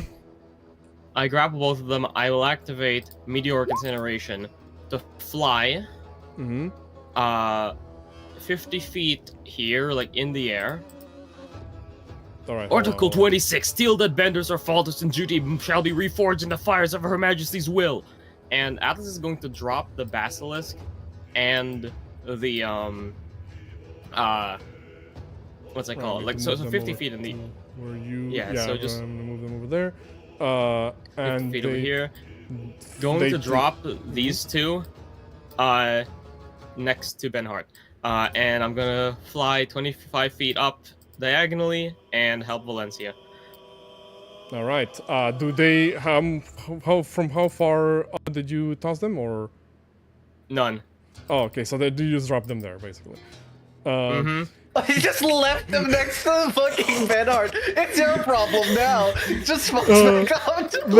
He's trying to unlock the potential of the sword! So Benhart- you left them by just going here, have Oh, two more shoot. people, so you're surrounded on all sides. You toss these two next to Benhart, and Benhart is looking around, looks over, looks back at you, AR, and just goes, right, I can take on all of them. Bring them. He looks over. How confident does he sound? Not that much. Like, you can tell. I mean, it's not like it doesn't seem he believes they are like significant threat, but when he sees two basilisks next to him, that's when he is like, okay, we'll see how this Oh goes. yeah, no. So, Atlas is going to have to use their mobility boosters as a bonus action in order to actually move that 25 feet extra. But they are going to 25 feet in the air, drop down, attempt to slam their foot against this grotesque, and use their meteoric incineration. So first of all, I'm going to try to hit this thing. Damn. Guess not. A lot of tens. This combat, it seems. A lot of tens, yeah. But in any case, that's 20, so I'm going to have the falling. So okay, I'm gonna reduce this falling damage. So 1d6 for every 10 feet you fell. So the basilisk and the grotesque have to make me a dex save or take 4 thunder damage. The grotesque will make a dex save. That's a 22. The basilisk make a dex save. That's an 8. So the Basilisk takes 4 points of thunder damage. It is on its grotesque last takes legs. Grotesque takes half. Yep. That's the first time that specific grotesque has been hit, so it's still looking relatively full. And I take no falling damage. I love these stupid cat items. Man, And turn. I should have never made them available from for the start. Atlas was absolutely worth it. To be fair, they are taking up all my fucking attunement slots. I mean, hey, shout outs to Shoutcore For giving me the dumb cat items. Basilisk. Because its allies are in the way, it can't actually do the Petrifying Breath without, risking hitting them. And it's smart enough to understand the concept of friendship, I think. So Are basilisks not immune to their own gas? they are, The but not the grotesques. grotesques are not. So it will risk the up attack from Benhart to move back. Well, I was gonna say, from where they were, if they just breathed like this, wouldn't they have not hit the grotesque? Because of The cube that has to originate from them. oh, cube. Okay, I thought it was Yes. a cone. No, it's a cube. The reason why I made it a cube is because in the in the actual game, it is a hit box of the cloud. So I just thought it was appropriate to make it a cube. But from there, it will only hit Benhart, and Benhart will have to make a con save against the thing. Please, Benhart, you are proficient in those, actually. So, I mean, a lot of us have been proficient in those. Haven't helped us. So, Benhart will roll a con save. Man. Pretty much Oh, everyone man. who's been proficient in con saves has made that save, and they have all fucked it up. Every single one of them. You... anybody wants to add something to that? Also, This dude's been nuts. We want him to unlock his sword's potential. So Flash he of needs to be Genius. on the brink of death to do so. We're going by Dragon We Ball don't need him to rules. be a statue. also, Yeah, that you is not We can also take the sword after. that is not how that second item is called, by the way, Jericho. They're called the flying pretty sure it feline is. boots. So, anyway, Benhart is not poisoned because of the basilisk's breath. So Flash of Genius. So Flash add of Genius. 5. No. Okay, so he's not poisoned. So he manages. You warn him ahead of time about what the basilisk's about to do. The Benhart will take a reaction to take an up attack on the basilisk. By the way, he will do that. All right. The egg. Hits for 10 points of slashing damage. And hold on. Is he a paladin? You know what's crazy? He does have a great weapon master, but I forgot about it on the previous turn. So he will re-roll one of those dice. Yeah, he removed the 2. Oh. That's 14. So that's 14 points of damage on the basilisk for its troubles, and the basilisk already looks pretty hurt because of that. Alright, Benhart realizes that he is indeed surrounded. He does not like that at all. He will instead just look all over and say, well, you know what they say, lads. When you're surrounded on all sides, that just means you can attack on every direction. And he will do just that. And he begins to do Is he like gonna this freaking like windmill the spin sword? attack. Yeah, basically like the spin attack with the Bloomin' Greatsword. First hitting that grotesque that is almost done. Hits. I'm gonna roll damage after I'm done rolling the attacks, I think. Then hitting the basilisk directly next to him. That hasn't been hit yet. Hits.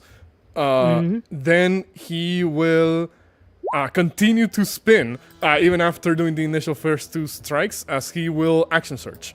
Oh shoot, he a fighter. So he will then target the other grotesque behind him. That just misses. That just misses, but then he will come around and hit the... well, actually, let me roll damage just before I say anything. Never mind, that first grotesque is dead. So he comes around and hits the basilisk at the end. Once again. Hits. So, of his 4 attacks, 3 hit. The first one takes down the grotesque directly in front of him, basically cuts him down to size. However, Benhart, because that grotesque was one of the variants, something will happen upon its death. Oh, does he blow up? You see as when Benhart cuts down this grotesque, basically almost splitting it in half, the grotesque's stomach begins to bulb up and lets out this acidic bile from it. Yeah. Well, he has syphilis. So Benhart needs to make a con save against that.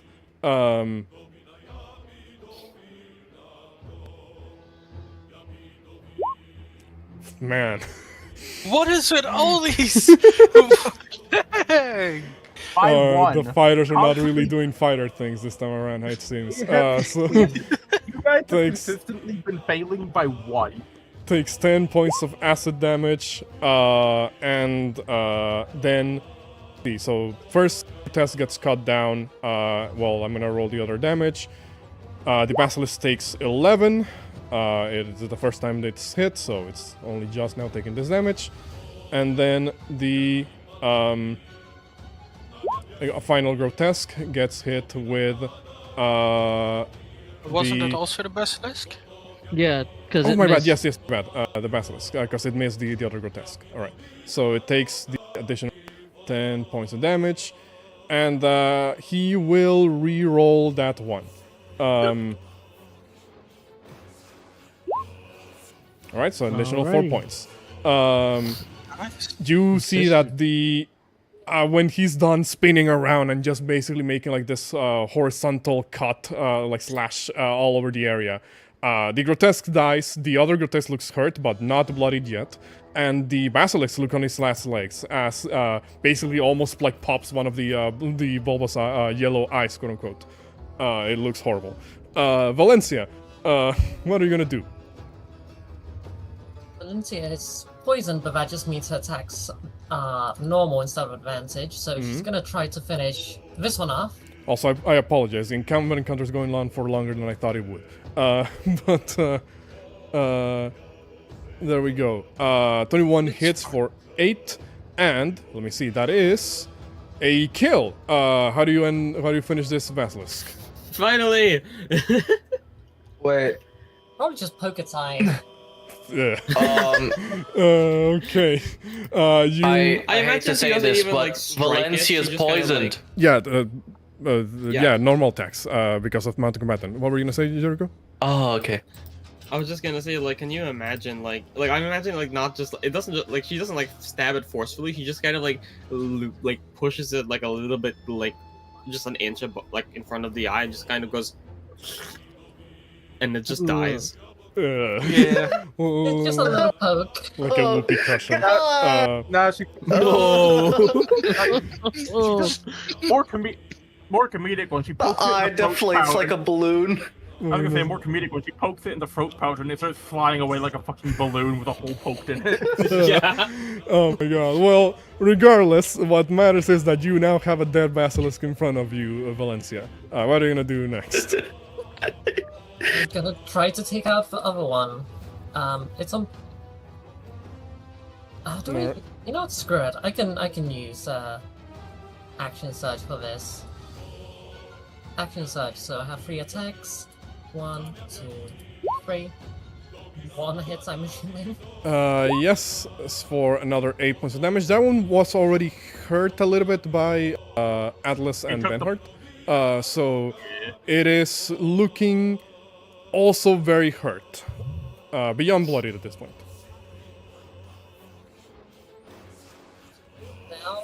Now, do I need to like announce that I'm using inspiration beforehand, or?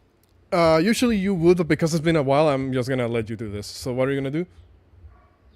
Try not to fucking die. So you have Try advantage. not to die. I mean, Yeah. a 12 was the number you needed, so you would have made it anyway. So at the end of your turn, Valencia, you cough up and basically the remaining of the fog. You basically empty your lungs to get it out of your system. You just cough up the gray dust that you coughed up when we went to London that one time. Damn. Yeah, basically. It's what? Uh, You know, I'm more imagining like Valencia, like bottom. what's it called? Using like a little bit of her fire breath to try and like fucking ignite the gas to make it fucking like just to get rid of the stuff that hasn't it like been consumed, like absorbed in her body Smells yet. so bad. My God. Jesus. Yeah. I mean, hey, nobody said Dark Souls was pretty. So anything else, We Valencia? would probably do that. I mean, hey, we've not encountered the swamp level yet.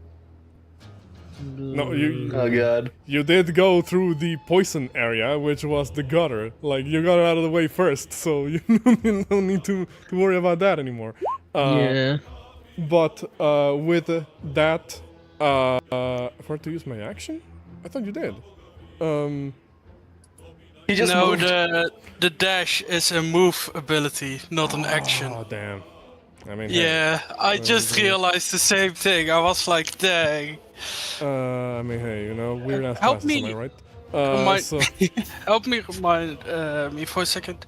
I couldn't use my action to just dash back and dash in again, right? We said that's a no-go. yeah, no, like we said, it's a Alright, once yes. per turn thing, because otherwise Yes. you would just like be able to do it like 6 times per turn. No, that's So, smart thing, but I just wanted to re-ask. yeah. Grotesque next to Benhart. It is no longer grapple, so I don't know why I have the grapple symbol there. Is that one dead? No, the one directly in front of him is dead. The one behind him is Okay, still never mind, just my barely bad. alive. This one was the one that had the weapon on it, so it will. Maybe its target has changed, Okay, I but thought. it Okay, will still I thought it try was to attack. spinning. My bad. I thought it was spinning clockwise. He was spawned counterclockwise. My bad. Yes, he was spinning counterclockwise. Probably smells like rotten eggs and sulfur. Yeah.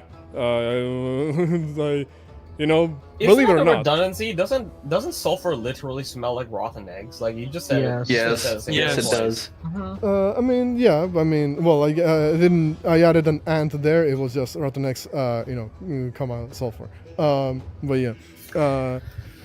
But yeah. With that being said. Oh yeah, there is the a comma. grotesque- Yeah. Yeah. The grotesque is done. Shieldbearer, you're up. On the end of his turn, I will use my second reaction to stand up and move to here, taking 2 up attacks. Gross. You are alright. One of them is a disadvantage because the grotesque is prone, but it will try. Keyword try. That's a nat 1. And then the basilisk, because its reaction came back, will try to claw you too. Nope. That's also misses with a 12. Alright. Then now on my turn, I will bash into them. All right. In that case, both of them have to make a. They can't Finally. beat that. So they won't take the damage that they're going to take, and they're pinned against the wall. Well, wall, quote unquote. 9 damage, and they're both prone. Sorry, our dear mod. I will never do it again. And Moderating the fucking DM speech. yeah, I'm moderating my speech now, huh? What's it called? So a 9 on the basilisk, 9 on the grotesque. Okay, the grotesque is lekir, but it will blow up. But because only the basilisk is within 5 feet of the grotesque, the basilisk has to make the con save against the acid damage. Oh, They died. Lord. They died. Like they lived together. They fought together. They rolled high together. They died together. Funnily G enough, that freaking doesn't G. actually kill the basilisk. It is still just No. barely standing, even with the 9 plus points of damage that you just dealt it. It is on its last legs.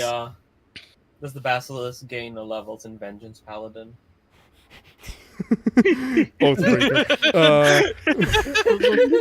You already had an eagle do that. We don't need a frog weirdo that can paralyze you. Be vengeance paladin. I'm not sure if I'm Well, allowed to back say it, but evaporates a horse. not sure if I'm allowed to say this, Weewu, but in my country they do make reporters disappear for speaking the truth. So, No, I'm please. just gonna Please, put it we like can't that. lose our DM. He's our very cool DM. Please don't. I was gonna put it like that. But anyway, what were you gonna do, Shielder? I just take the dodge action. Okie dokie. And I will stand over So here. you didn't even that need your Signis- action last turn. You're just gonna dodge. But Yes, Shieldbearer doesn't attack. Shieldbasher does. Alright. but at the end of your turn, you know the rules, and so do I. Yes. Make me Say a con goodbye. save. You are no longer poisoned, and you are not at risk of being petrified anymore. Hey. All right. Basilisk is that's the dead one. The Hey, dead one. Okay. Bernard here looks to be in trouble. So surprisingly speaking, kind of, yes. He is poisoned technically. He will have... Oh, no, never mind. He didn't get poisoned because you used your Flash of Genius. So, yeah. So, reframe that. No, he actually doesn't look like he's in trouble. He looks very confident he can take on the other two enemies on his own.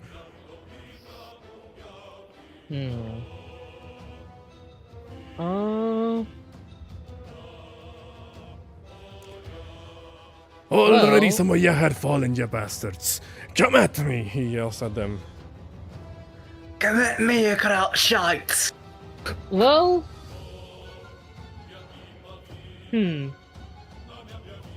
Still, we don't want these guys getting lucky hits on peoples. So, let's see. Okay, yeah. Burning hands. Yeah. No, not burning hands. Meteor swarm. No, she can't do meteor swarm, you weirdo. Okay, Forest fire. What about the minute? Don't. That's not a spell. No, she is not going to do fire damage. I know she has a 15-foot cone, but not every 15-foot cone is burning hands, you weirdo. She is going to Every get double 15-foot cone down. is burning hands. She is going to use her friggin' shotgun double down to push these guys Half burning away. hands.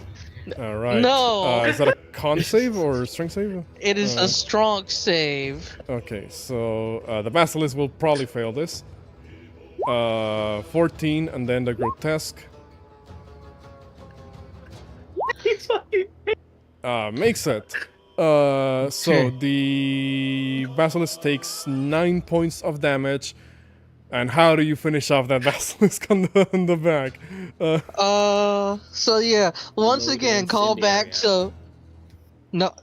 Shut up! She's not doing incendiary ammo in the forest. I'll stop the joke now. It's run its course. Alrighty, Smoke on the water and fire in the skies. So what? Yeah, go ahead. Kind of call back to the first session.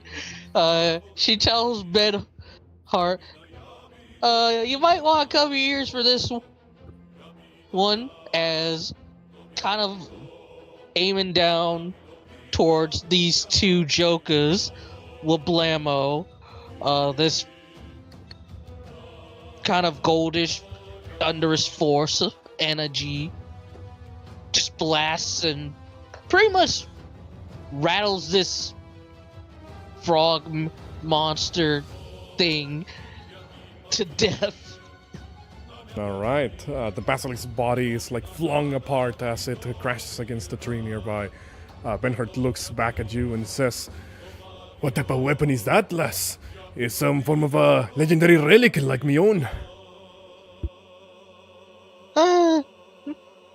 Ain't on the legendary side yet, but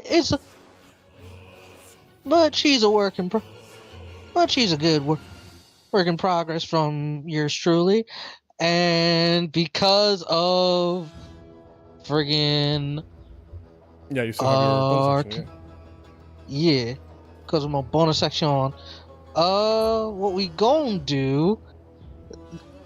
Yet now we doing the incendiary shots as I'll blast Scorching Ray. Okay. So that- 3 attacks. Yeah, that is a disadvantage, I believe, because creature within Yes. 5 feet of you. So, go ahead. Okay, so That Disadvantage. grotesque is not one of the bloated ones, and depending how you roll, you might actually kill it. okay, first one on the grotesque. Kablamo, 17. Kablamo, 6 points of damage. Fire, still just barely alive. Second attack. Kablamo, 12's a miss. 12 will miss. Kablamo, 17 hits again. Roll damage. 9. And you take down the grotesque. You fire a scorching ray through its chest, and it burns a hole through it. Luckily, the ground underneath it was cobblestone for the most part, because of the ruins nearby.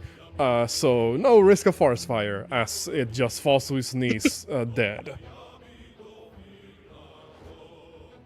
All right. Okay, and that is turn because now we're giving flanking for Valencia. All right. This grotesque is dead. Signis, Rock, only 2 enemies remain, and 3 enemies remain, and they don't seem to have the self-preservation to make a retreat. 4. So, 4? I have a question. Yeah. Okay. The basilisk. Yes, basilisk. Which Which of these basilisks looks more fucked up at the moment? The worst. Right now. Actually, it's this one. No, actually, the one directly next to Shieldbearer is actually looking the worst. Okay. Yeah. I am planning to drop a bomb there if that helps anything. Yeah, Signis is noticing that while this one's looking pretty bad, it's also only close to him and Shieldbearer, and sure, he may have a little bit of beef at it for breathing on him twice, but he's noticed that these guys are a little bit more closely crowded together. Running up 30 feet. Eat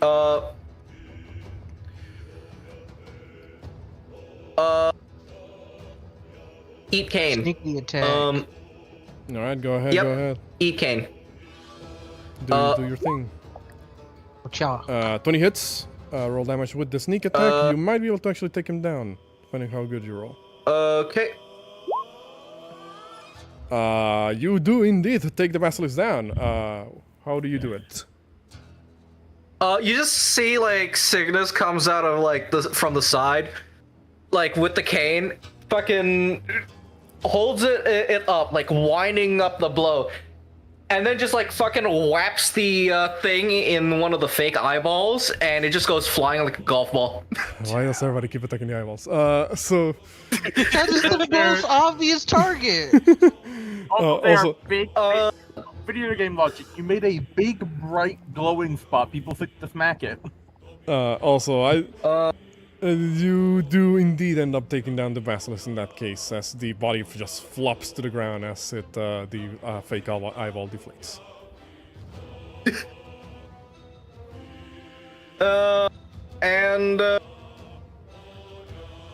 Signis, knowing that Atlas might not appreciate getting kill-stealed, is going to throw a card in the direction of this bastard. What is the range on your cards? Let me see what the range on my 'Cause throwing that knives guy's are. 45 feet away. You're probably out of range. 2060. So you'll be at disadvantage. Yes. Okay. mean, Disadvantage. You might not kill Steel Atlas, considering Atlas is still in fighting with theirs, and that one's like more fresh. Alright, has this thing taken? Only like the 2 points of fire damage that Atlas dealt it a while ago. Yeah, like that one's not really been. Yeah, that yeah. much. I'll just fucking huck Alright. it at this one then. Then do it. Do not interrupt Okay. my combat, says Atlas. Fucking. I'm going to fucking Yeet. kill you and then kill you again. 21 hits also. No sneak attack. Ignore on this the one sneak. because it's only 1 point Ignore of the damage. sneak. Man, the single-digit damage points against this grotesque in particular are killing me. You literally gave him a paper cut. The creature just kind of turns over and gives like this really horrible sound, and that's about it. You did more. Yeah, emotional that's gonna damage. be the end of the turn. Your Yes. paper Don't cut got is- movement, don't got bonus, don't got action. At Alright. the end of Signis' turn, Gilbert will start walking back. He doesn't have an up attack this time. And bash again. All right. I mean, I would say if you wanted, you could have waited till after I threw a bomb. The Basilisco will make a strength. It can technically make it. No. The grotesque. The grotesque was dead, right? It popped and everything. Yeah. Oh yeah, no, my bad. That is true. That one is dead. I forgot to mark it with a Yes. X. Oh, so yeah, there I were bashed only it through all the mush. Yes, my bad. In that case, let me just remove that one. from Hydraulic initiative press before channel. I forget. But with that being said, you killed the basilisk as well. So, how do you take him down? Gilbert starts backing up a bit, and he strengthens his grip and start dashing as hard as possible, bashing the basilisk to the wall and keep pushing until it just splats. You hear the nasty sound of bones crushing as the basilisk's body is pressed against the against the remains of its dead companion and then against the wall. And before you know it, both of them now lie dead next to each other like the best buds they were. So Dang, you make me feel They'll be buried guilty. together. those were Together the two- forever. There you go, the two MVPs of the combat encounter. Behold, the living hydraulic pressed shield bear. Anything else, Gilbert? No. Okay. In that case, this grotesque I think is my still turn. alive. Oh yeah, my It's, bad. yeah, it's It's Rocks. My bad. Sorry. Go ahead. Yeah, I'm gonna fly here, and because this big bastard is slightly out of my range, Yeah, I'm F's in the chat for double-checking duo.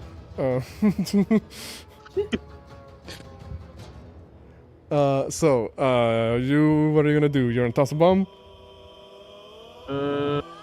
yeah, I'm gonna have to spend 1 point just for the extra range, because I can only throw it 30 feet away, which is there, and 5 foot from me. So I'm spending 1 point to extend the range, and because it's a stone area, I don't have to worry about stuff as much.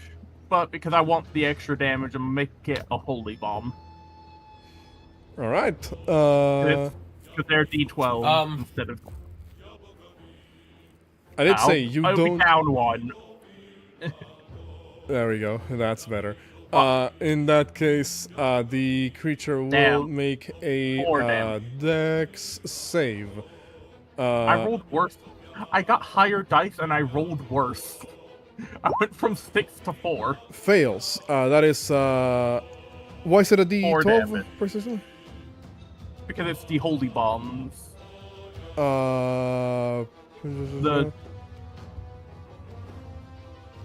As far as a fiend or undead, it's a D12. Well, I have news for you. Wait, hold on. It's neither?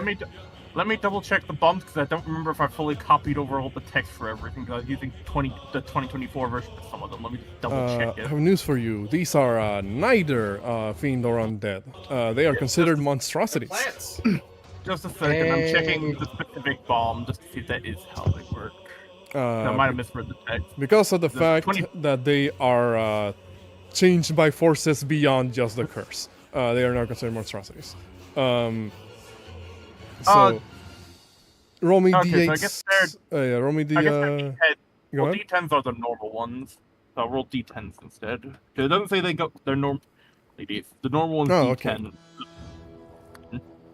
Okay, so roll me d10s instead of that. There you go. So it's 10 damage. So 10 points of damage on the one, and it's Yeah. looking on its last legs.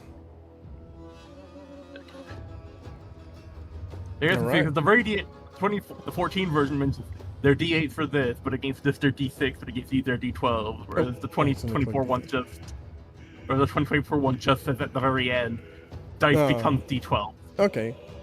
In that case, anything else? Actually, look like the next thing on the turn.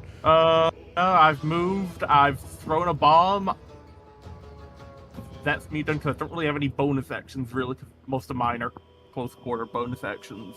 There's a look on that. So hold the grenade exactly. So yeah, the grotesque. Like I said, they don't have that level of preservation to retreat, so they'll fight till the bitter end. Atlas, this one, despite the rock having just blasted it with a holy hand grenade, it will still turn to look at you, and this one is one of the ones that is, well, it had a rock up until a moment, but it's otherwise unarmed. So it will look at you, and I need you to make me a Dex or Strength save against its berserk pounds. Oh shit. Okay. Save, you said? Yes. Okay. I'm just not allowed to like succeed on dexterity saving throws, even when I play a character who is proficient in said saving throws. Fortunately God. for you, that was very low damage. So that is 10 points of damage in total, 4 slashing, 6 poison. I refuse to have them take the entirety of the damage.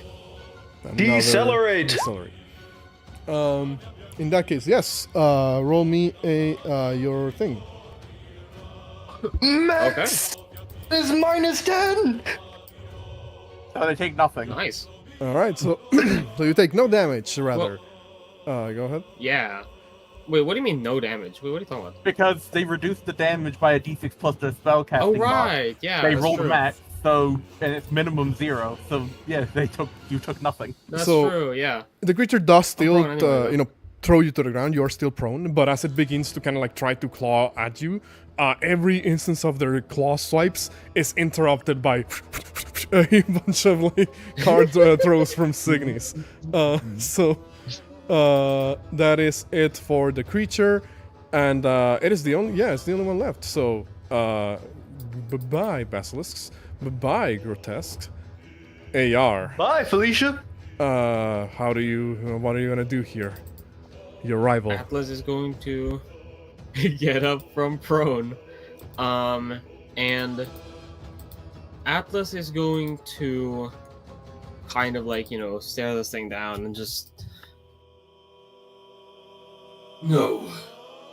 Your kind will not unlock the power of that item. In that case, you are completely dispensable. Is, try to hit this thing. And a 22. Wait, have you will used your obviously Bardic hit. Inspiration? And you don't even Nope. need to. Cause how Oh do my you, god. How do you finish the last grotesque?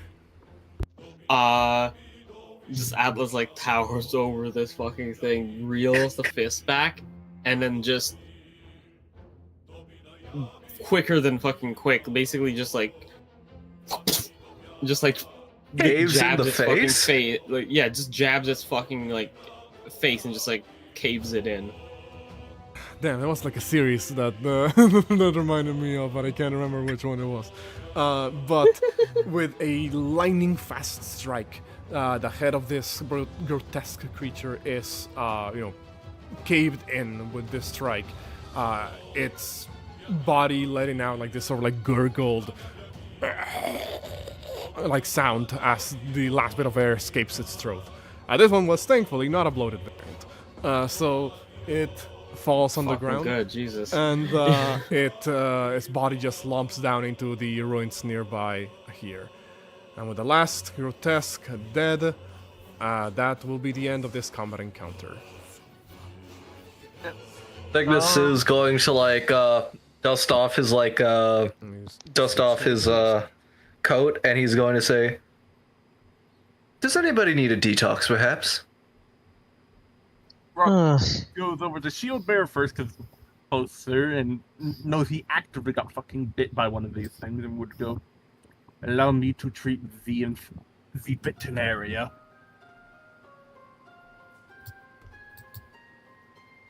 Point. But I want to speak to Van Hart, so let's do it over there. What's it Ben. called? Oh, go ahead. Yeah.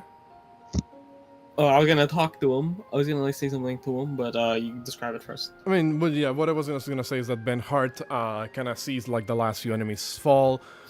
He visibly relaxes a little bit. Does like this, not really like a graceful flourish, more like a quick like slam, basically, of the weapon. Not really on the ground, but just kind of like waves it around like a little bit. Surprisingly, you see as no blood actually remains on the blade. Its slides all completely clean off, and the he then kind of like puts the weapon behind him. He's a cool guy, so he draws his sword from his back, like you would if you wouldn't want to make it like feasible for you to ever draw your weapon. He kind of like he puts it on his back, and you see there is like this little sort of like leather strap that is like a little bit underneath his He doesn't have like exactly like a cape per se. It's more like a cloak. So he doesn't slide it like directly vertically like on his back. He has to kind of angle it so it's like underneath the cloak a little bit, and he kind of like slides it into the sort of like leather strap that is attached to his back. Yeah. So what were you gonna say, AR? Alice is gonna go up to him and say, You have proven yourself a formidable warrior. Perhaps an adept swordsman. It makes sense why you would have survived in these wilds. However, in terms of unlocking a weapon's potential, I would say that, unfortunately, that is not exactly a good thing. You need to be fighting enemies that are not this fodder. You clearly can handle this. You need something that you cannot. You deny your weapon its purpose as it is. You deny its purpose. So I like how AR called them fodder when they were the 3 times close to petrifying a party member. Well, 4 times close to petrifying a party member. Atlas didn't see that! Yeah, nah. Van Hart kind of like looks at you and says, "Aye, that's true enough. This small fry won't be able to provide any more of a challenge than the average highwayman on the road. This one's, however, they worked pretty well in a group. I could see them causing trouble to the average passerby." And he looks over at the rest of you guys and says, "But now that I get to see all of your skills," he kind of looks at everybody in general and says, "And now that I get to see all of your skills, you certainly are a force to be reckoned with." Super would walk up and say, "Sir Benhart, you said that sword was a family heirloom, right?" "Right. Passed down to me by my father, by his father before him." "May I ask what your family name is?" "Well, believe it or not, despite this being a legendary awesome weapon, We do not have yet a family name as you would, but I hail from the distant land of Yugo. It is my birthplace, though you wouldn't be able to tell right away because of the way I dress. I picked up a couple of things here and there from other nations I visited. Yugo, it's a very warm land, more of a desertic landscape, if you can believe it. If you're looking for a real challenge, have you ever been to Ilim Lois? I heard of the land. They say that is led by a very powerful knight known as the Ivory King. Yes. Well, my master is also up there. His name is Joris Efferson. Not so long. If you ever head that way, he doesn't really take on a lot of challenges, but I'm sure if you mentioned my name, he would find a spot for you. I see. Illinois is a little bit far away from here, lad, but I may need to put it on the to-do list, so to speak. Quick question. You said your blade's an old heirloom. All right, if I have a look over, I'm a bit of a...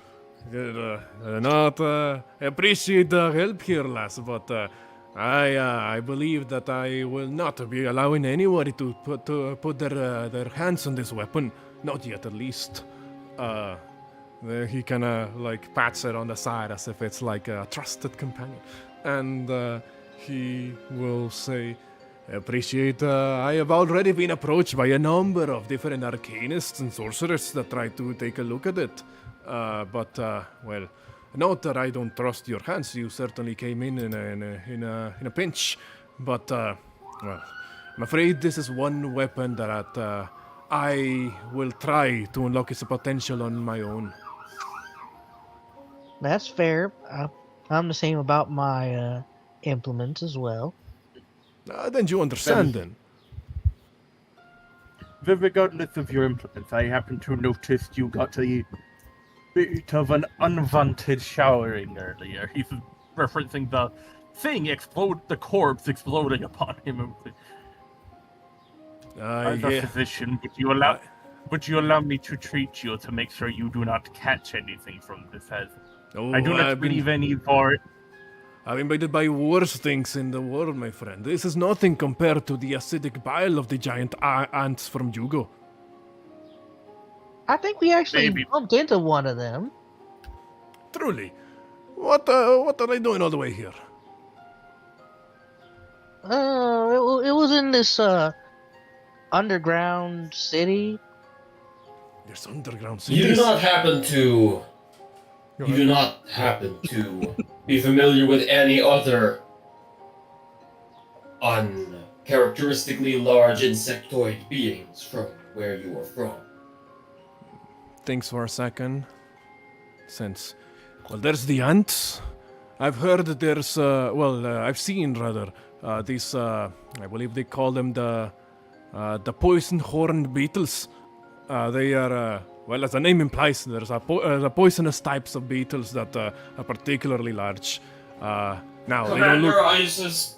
Commander, I suggest that we head straight to Yugo. It is of dire How importance. big? Looking over at AR. Your horses.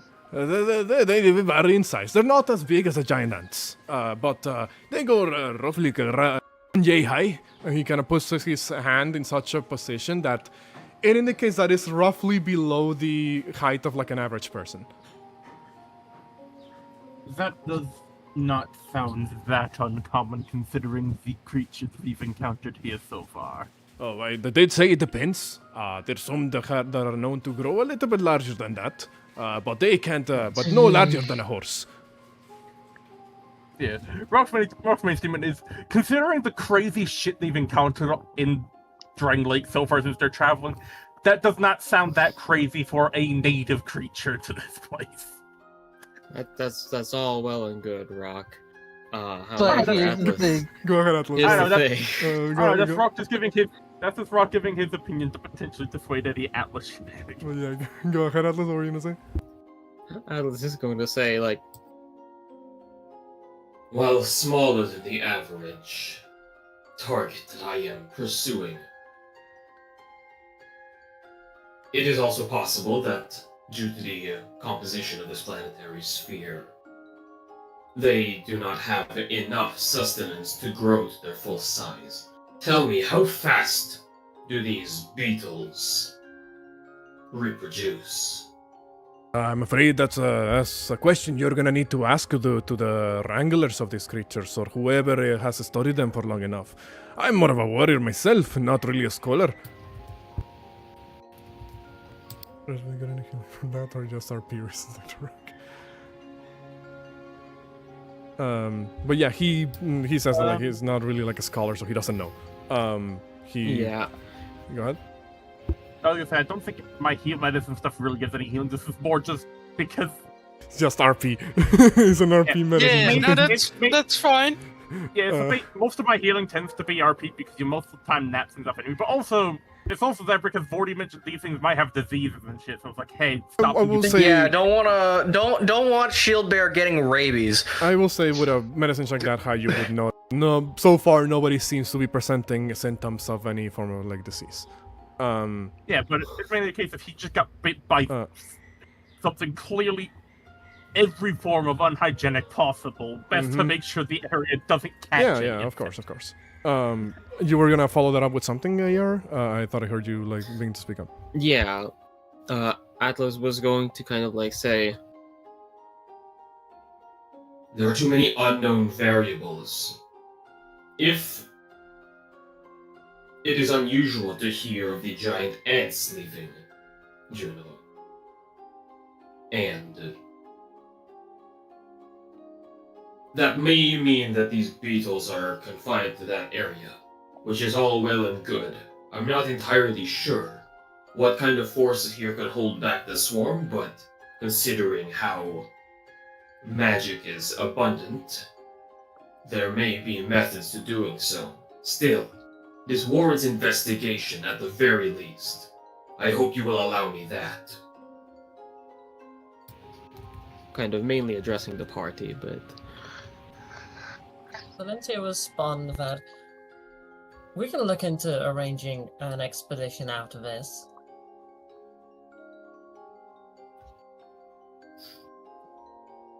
Atlas kind of just nods. He thinks for a second here, and also, how are we? No, I'm just checking the time. 2.5 hours? Alright.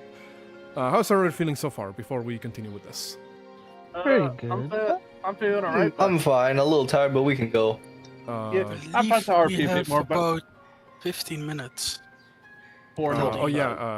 Gotcha, Jericho, how are you both like feeling? Yeah, I've got Katya. another like 15-30 minutes in me. Okay. Okay. In that I would case, say that works. I yeah. would say that works for me too, considering we're around the time my Wi-Fi might usually cut, so it should Alright. be good for that long. Benhart in that case will just say, well, I don't know about any more of them having making their way over here to Drangleic. Jugo is a little bit more further to the east, as you can, it is a bit of a faraway land. But, how do I word this? I may sound a little bit superstitious here, but from the direction that I came, I needed to pass by a number of different nations and other cities. I made an active effort to avoid, I believe it is the region that you call Seldora here in Drangleic. Nothing because there's anything against the population there. They seem fine enough people, but something about the land made it feel off, shall we say. Off how? Can't really quite put my finger on it, lass. But it felt for a second like being back home, and well, if there's one thing that one of the reasons that I set out for was to, not be home. Is that the place where the curse was spreading? No. What's it called? You know that the curse is mostly present further to the east. Seldora is northeast from here. Significantly northeast, like around, I want to say probably like what? Like 4 to 6 days travel from here. You would have all been told, like at this point a number of times, that mostly right now the region around Alken is where the curse seems to be like spreading the most. While Seldora is bordering with Alken, it is far enough away that you're not entirely sure if that would be affected right as of this moment. Do we know of any tell signs for the curse? Well, what you would have seen in the gutter, which are like greenish, sickly skin, that sort of like black spiral beginning to form on like the back of the afflicted individual, which you did saw like a number of the citizens had. Malnourishment, loss of will, as it were. Like losing like the will to go on. Loss of memory as well is one of the elements. I would ask if he has seen any of these symptoms. Thanks for a second. Says, not sure if I can answer that question there, lad. I don't believe I've seen anything like it on my ways here. I've heard of the, at least not in around Seldora. But, Alken, now, there's something going on out there.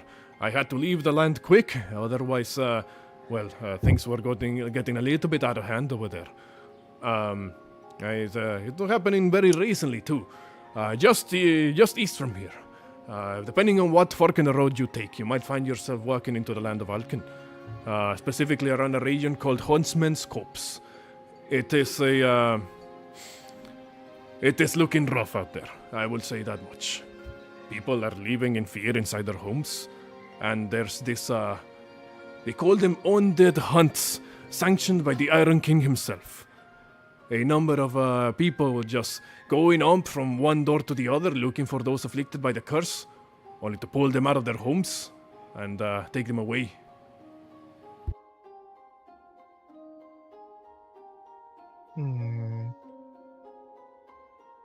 Now that I think about it, shit. Sorry, y'all. Too topical. A bunch of sanctioned armed individuals going door to door and pulling people out of their houses. Yeah. Give me another reason why I don't like the Iron King. But I mean, that is what is happening, sadly enough. That is what's happening in Alchemist. Yeah. Yeah, Signis is absolutely fucking silent. If anything, like, you would just, like, his head would turn to Valencia once in a while to be like, yeah, Roy, yeah, and you think nobles are noble. Like, he's not saying anything, but, like, he's got his head who's just turning. But talking about not Drangleic, so Valencia's reaction is like, yeah, as expected. They are not my kin. They're not my kin. Good, let's just forget about the pit for a moment. Of course the Iron King would do something like that. Signis just standing there slowly turning. Now I don't know how things are over here in Drangleic. So far it's been a bit of a gentle walk, shall we say. Well, besides this, he kind of gestures at the bodies.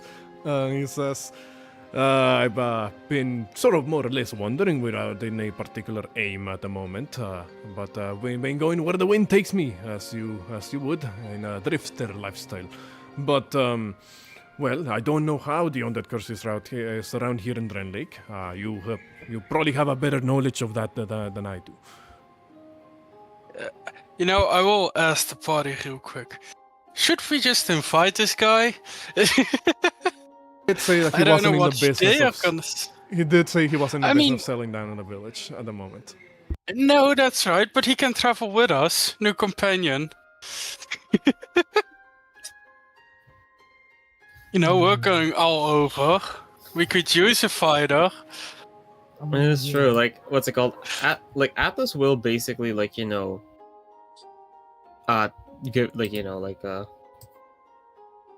If you were to take one piece of advice from me, it is to continue wandering and searching for increasingly more powerful individuals. Now, we are also in the business of slaying great adversaries in order to strengthen our souls. You would do wise to seek them out as well. It seems this planetary sphere is, in due time, going to receive a reckoning. The giants are returning. And that may not be the only threat we face. I will calculate those in a moment, Silver. Give me a second. Bernhardt will Take your time. look over. He begins to kind of like pass like a hand like over his mustache, a little bit like in a thoughtful expression. Could you roll me, or anybody who has spoken so far, roll me a persuasion check? See. Yeah, if, someone do it. I'm not. Don't. I've got I a -2 to will- that. Oh no, I have only 3. Next Well- one. If you think about it, if you are looking for tough enemies, you stick with us. You're bound to find somebody. Ace does have a bardic as well, so Mm-hmm. Okay. 14 I give you plus, the help D6. action. Okay. Oh, you give me the help action. Help action. So help action only works if you're also proficient in it, as per Vorti's rules. I mean, it doesn't necessarily, sometimes you can get advantage not necessarily because of the help action, but because good RP. And because so far everybody has been doing good RP, I will give you advantage on this. Okay, so advantage 22 Better. plus 5, 25, 26, Plus the 27. D4. 7. Mm-hmm. Oh, plus guidance. I didn't see guidance. Plus D4. 28. Okay. Well, You're welcome for the Bardic. Like Jules. Okay. Oh. In that case, give me 1 second while I'm still calculating the souls. I will regrettably have to include Bernhardt in this calculation because he did Yeah. pull his Fair. weight during the fight significantly. So Oh no, it's completely fair, and if we can completely fair. recruit him, it's only good for us.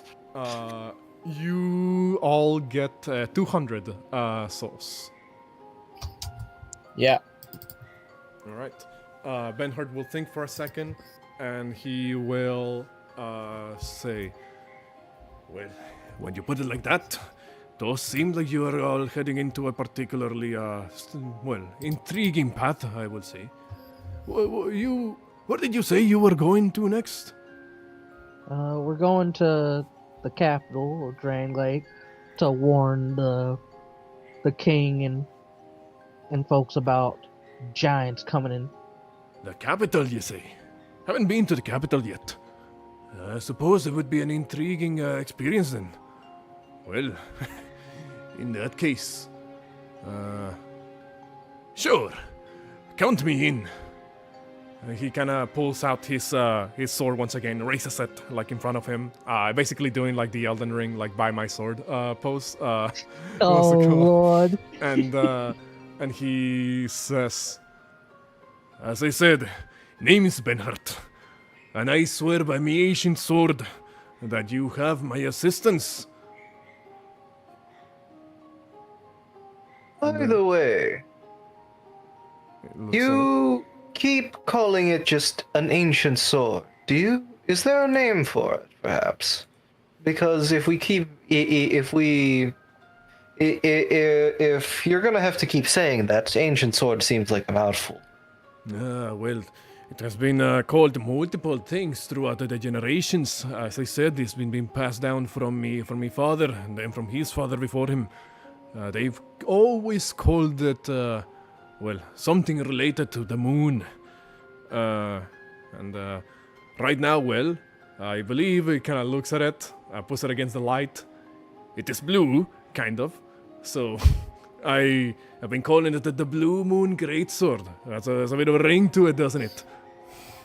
I mean, it kind of looks more of a cyan in the right light if you think about it. It's like Does- teal. Does that name ring any bells? You can certainly try to do a history check. Yes. It's a bit of a higher check, because we're talking ancient history here. Can Signis also? Not I like mean, for you his know what comparison. you know from your world, which isn't the same as the one as this one. Signis would I probably believe. say like Yeah, go ahead. there.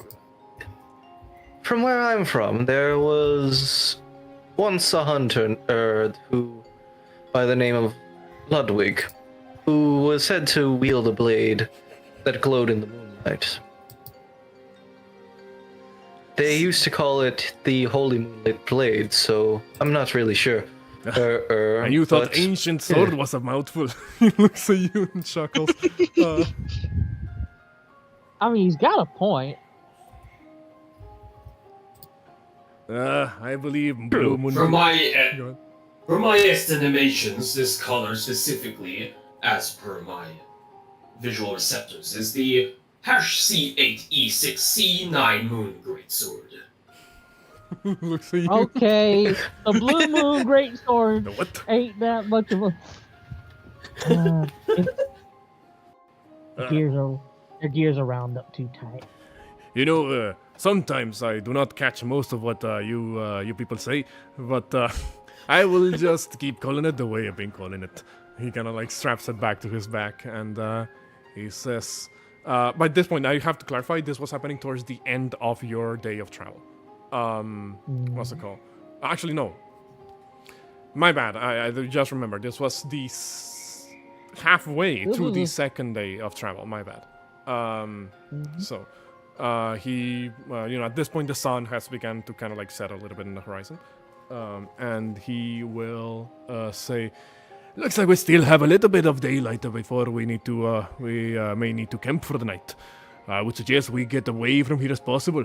The bodies will certainly attract all swarm of different nasty critters. Good point.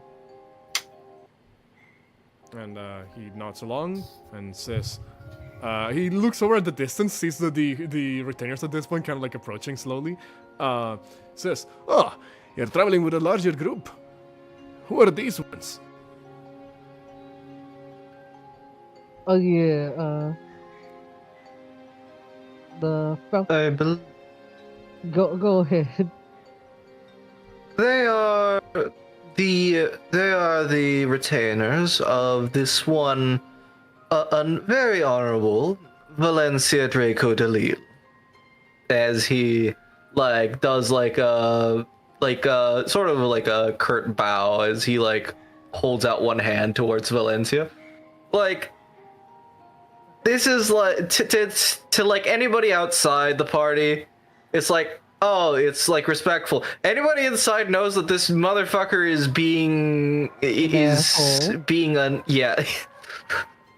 He looks at Valencia and says, apologies, you are clearly far more, how shall we say, far more of an important person than I initially assessed. He kind of gives like a very respectful bow to you, Valencia. You don't need to do that. She already has a big enough head as it is. Why, it is most pleasant that someone finally understands who I am. She looks at the rest of the party. Mm. Rest of the party Atlas have looks their back at purpose, you. I guess. Atlas looks back at you when you look at the rest of the party. Can I hear the coyotes in the distance? We should probably, Yeah, we should go. we should go. And with that, you guys will be able to continue on your way. This time with another individual joining you in the form of Ben Hart of Yugo. Yay! New party Yay. member, NPC party member. Who I will now show We will you take him guys- everywhere. He is our Ben Hart. He is our best friend. Who I will now show you guys here. Here we He's go. He's an imager. Not viewable. Motherfucker! Well, Big. The content is only viewable in Yugo. I mean, hey, Only viewable also in may not Yugo is be on crazy. the token so that the audience can see. But I believe with that, that is where we're gonna have to end things for the time being for this session. Because we are going a little bit later, and I believe some of you can really stick around that long. So we're gonna cut things here. We almost went the full 3 hours, so hey, that's good. What coming up on the next session, you guys are going to continue your way to the capital. You're still a couple of days away from it. I'm not gonna have like a random encounter every day, obviously, so we don't bloat the travel segment. Well, to give you guys a little bit of an idea as to where you got left off roughly, before so that you guys can plan ahead, what you guys may want to do on the coming journey. Just to show you guys real quick, you are all the way here, right up at the base of the Great Aqueduct. Well, about to arrive at the Great Aqueduct, meaning that if you are to continue on your way to the capital, you would need to begin to veer to the west around here, and then continue all the way to Drangleic. We do need to get that money, though. Yes. You do need to get the money, which will be a If detour we that want to may go, cost like- you a little bit under half a day. Mm-hmm. So, that being said, with that, like I said, that's going to be where we end things off for the time being. Before we go, once again, shout outs to Sound Phenomenon for making the soundtrack that we've been using. Well, not making the soundtrack for the campaign, obviously, but for having made the soundtrack and allowing us to use it for the campaign. My bad. And shout outs to Larian as well for the combat music, and shout outs to the respective artists that we have here. And speaking of artists, shout outs to my players who. Well, none of them, no, most of them are not. None of them are artists. Well, no, most of them. Those I may have not not be. drawn a thing in my life. Speak for yourself. Listen, I believe I'm the only one here without quality. I mean, hey, I still, though, even if some of you may not be artists in the traditional sense, I still appreciate you all as people and as players. And shout outs to the audience for sticking around and watching if you're still here. Shout outs to our mod as well. And with the session time before everyone leaves, y'all. Exactly. I'm going to be, listing the next session time, on the chat once we're offline. For those of you watching, thank you guys so much, and hopefully see you all again on the next session of Dark Souls Dirge of Drangleic. Bye bye, y'all. Take care. Later. Adios. Bye. Bye bye.